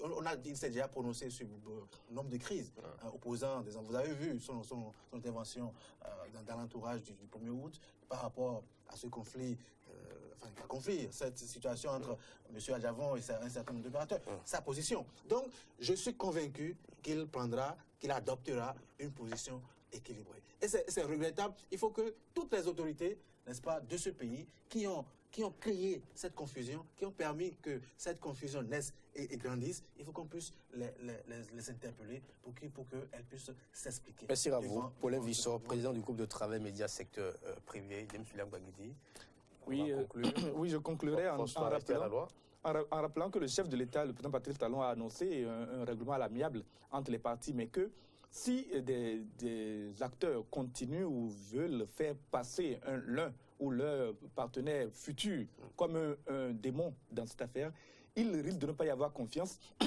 Et tant qu'il n'y aura pas confiance, ce projet-là ne peut pas être mené à bon terme. Et s'il faut revenir dans ce cas en arrière, il faudra revenir uniquement à ce que la justice a décidé et non pas à un règlement qui viendrait en tout cas remettre en cause ce qui est du droit. Donc force doit rester à la loi, comme vous dites, Peggy Ludovic Dagba. Et si quelqu'un veut s'introduire dans le dossier, quelqu'un veut collaborer à la réalisation des choses de fait du Bénin, il doit se conformer à ce qui a été déjà préparé, décidé, et c'est ainsi que nous allons mener le pays vers le développement. Merci à vous, James William Bagidi. Je rappelle que vous êtes chroniqueur politique du groupe de presse EDEN Télévision, Diaspora FM.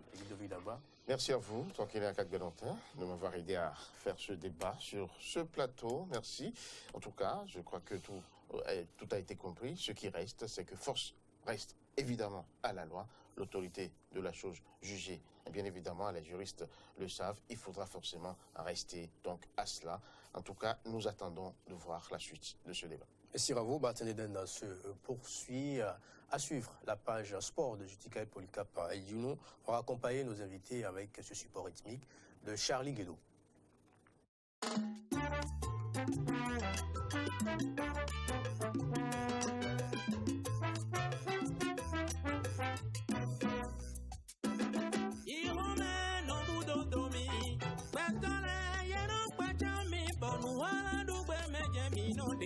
madrona simau e liberotto.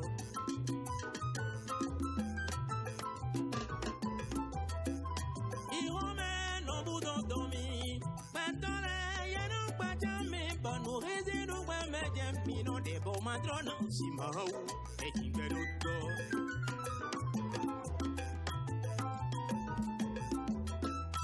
Ete utu we mino wabulu boro kwe okwele.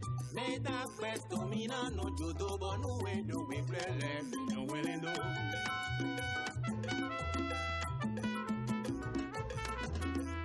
Mero poke ni do karia foto. Si bona ole onye jenano. Nele yon we mi geto de. Boni no mi kibo meno no fove.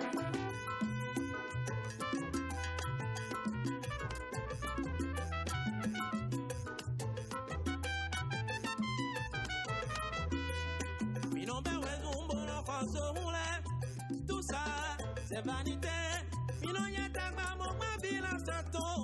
Tout ça, c'est vanité. Si ça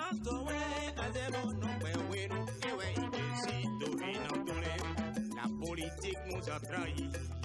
Ils sont où les hommes modèles? Ils pensent sous nos religions le même.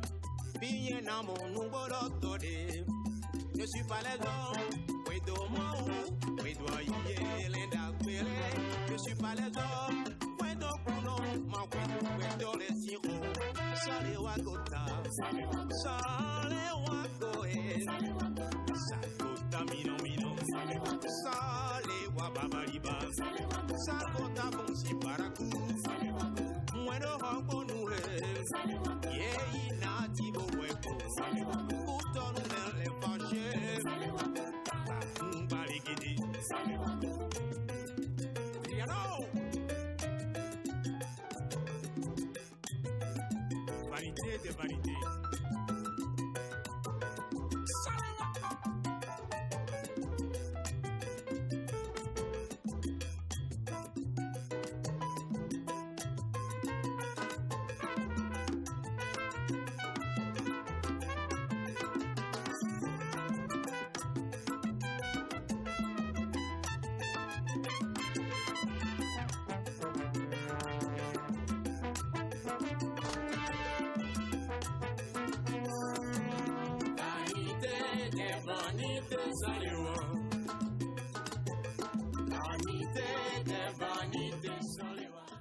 Judicaï Polycap, dis-nous bonjour. Oui, bonjour tranquille et bonjour à tous. La page sport avec vous, écho de Rio, des Jeux Olympiques Rio 2016 à suivre avec vous. Mais avant, on va suivre la chronique décalée de Martin Deden Toubey avec vous, Moriagua. Tout à fait. Qui va nettoyer la merde? Toubey. Qui a foutu la merde dans les 8 amphithéâtres retenus pour la composition des étudiants de la FAST? Tous disent que ce sont les responsables étudiants et ils sont activement recherchés. Tout baigne. Mais ces derniers disent qu'ils ne sont mêlés ni de loin, ni de près à cette onction nauséabonde à laquelle le campus a eu droit hier et que les autorités universitaires ont voulu montrer à la face du monde entier. Elles devront continuer par chercher ceux qui ont braqué les amphis en y aspergeant une quantité suffisante de merde. Tout baigne. Ceux qui ont commis ce acte ont certainement eu du plaisir et du cran face à l'odeur de merde qui les envahissait pendant qu'ils commettaient leur forfait. Si les auteurs sont des étudiants, ils continueront par sentir la merde à l'heure où je vous parle, car l'odeur était insoutenable. Tout baigne. Insoutenable au point où ces personnes qui ont commis ce forfait peuvent être facilement repérés parce qu'ils continueront par dégager l'odeur de merde durant plusieurs jours. Par conséquent, pour retrouver les auteurs de cet acte, il suffit de faire le tour des résidences universitaires avec des chiens renifleurs formés pour détecter l'odeur de merde et tout de suite on retrouvera les auteurs. Tout bien. Mais il y a certaines questions que l'on continue par se poser. Comment les auteurs de cet acte ont pu penser à une telle idée? Répandre de la merde qui mousse et en quantité suffisante dans des amphithéâtres. Comment ont-ils fait pour prélever une quantité aussi importante dans des seaux de peinture afin de commettre leur forfait? Quel chemin ont-ils emprunté alors que le campus est gardé par les forces de sécurité publique? Et maintenant, qui va nettoyer cette merde répandue avec maestria dans 8 amphis? Cette méthode, qui consiste à répandre de la merde, a surpris plus d'un et dépasse notre entendement. De la merde mélangée à l'huile de vidange, une nouvelle solution odorante et qui repousse tout individu dans les parages. Tout baigne. Si telle est la nouvelle méthode de lutte pacifique, trouver alors là, c'est le comble. Maintenant que les caméras ont pris par là et que le monde entier est informé que les étudiants béninois n'ont pas peur de toucher à la merde, trouvons ceux qui doivent nettoyer ces amphis, si ce n'est pas ceux à qui l'on a demandé de surveiller l'université. Halte à cette méthode à l'UAC. Bientôt, ce sont les étudiants même qui iront s'asseoir dans ces mêmes salles. Même si on va nettoyer, elle ne sera pas nickel à 100% du jour au lendemain. Du courage aux étudiants qui reprendront bientôt les cours dans ces salles de merde. Tout baigne et à demain. Vous avez oublié de présenter...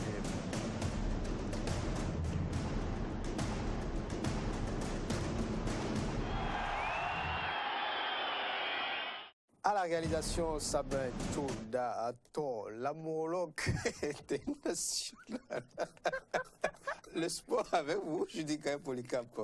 Aïdjoulou, JO 2016. Noélie Yarigo va enfin débuter ses jeux. Oui, bien sûr. Tranquille. Avant de m'intéresser au sujet, je voudrais quand même préciser aux téléspectateurs que nous rions pour autre chose. Ça n'a rien à voir avec le sujet de mourir et tout. Donc, nous rions ici pour autre chose. Alors, vous le disiez si bien, la Béninoise entre donc en lice ce mercredi dans l'épreuve des 800 mètres.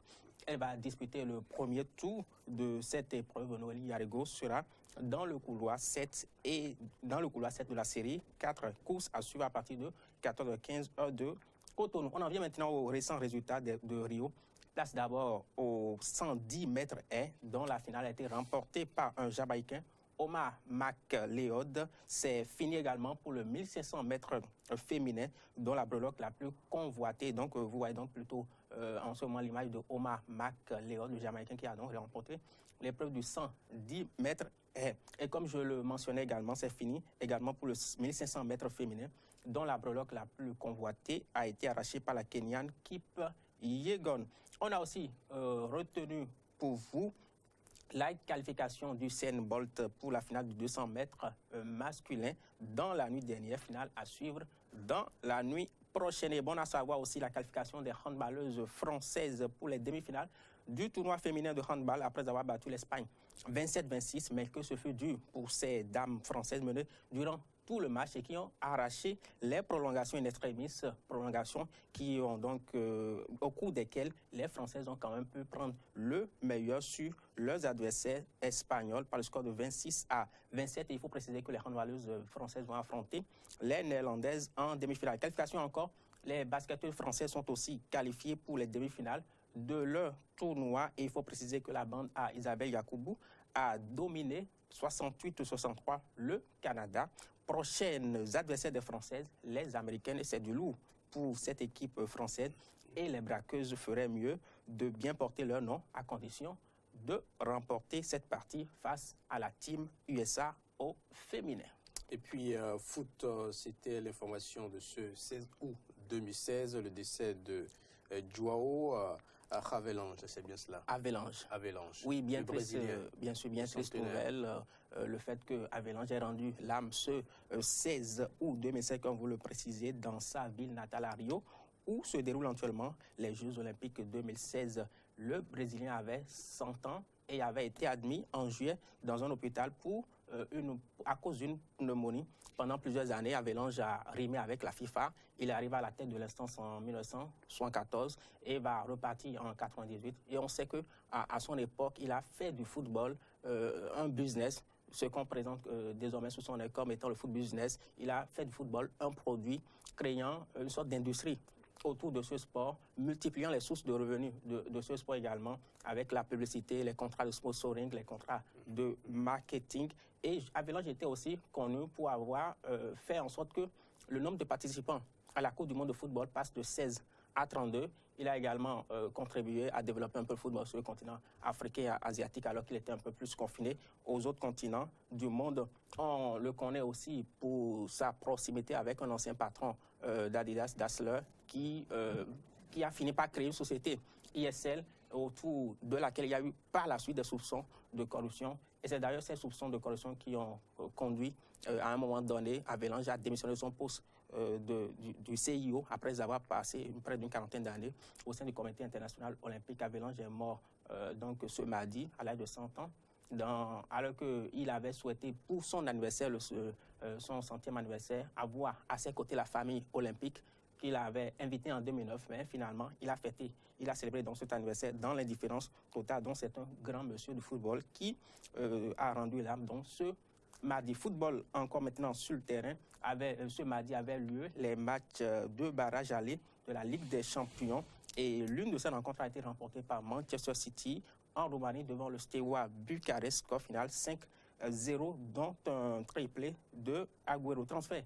À présent, Steven Defour est la nouvelle recrue de Burnley, le promu en Premier League. Le Belge a signé un contrat de 3 ans avec la formation anglaise. Ce footballeur évoluait en Belgique. Defour rejoint l'Angleterre. Manu Garcia la quitte. Le footballeur va rejoindre le club d'Alaves en Liga sous la forme d'un prêt de Man City. Enfin, et toujours en Espagne, le Sporting Gijón a enregistré la signature du contrat de Javi Torres. L'Espagnol était sociétaire du Betis Séville. Merci à vous, Judical Polycap Aïdinou. C'est la page sport qui met donc un thème à ce numéro de matin d'Eden. Merci à toute l'équipe de réalisation et à vous, téléspectateurs et auditeurs. Soyez zen sur nos antennes. À demain.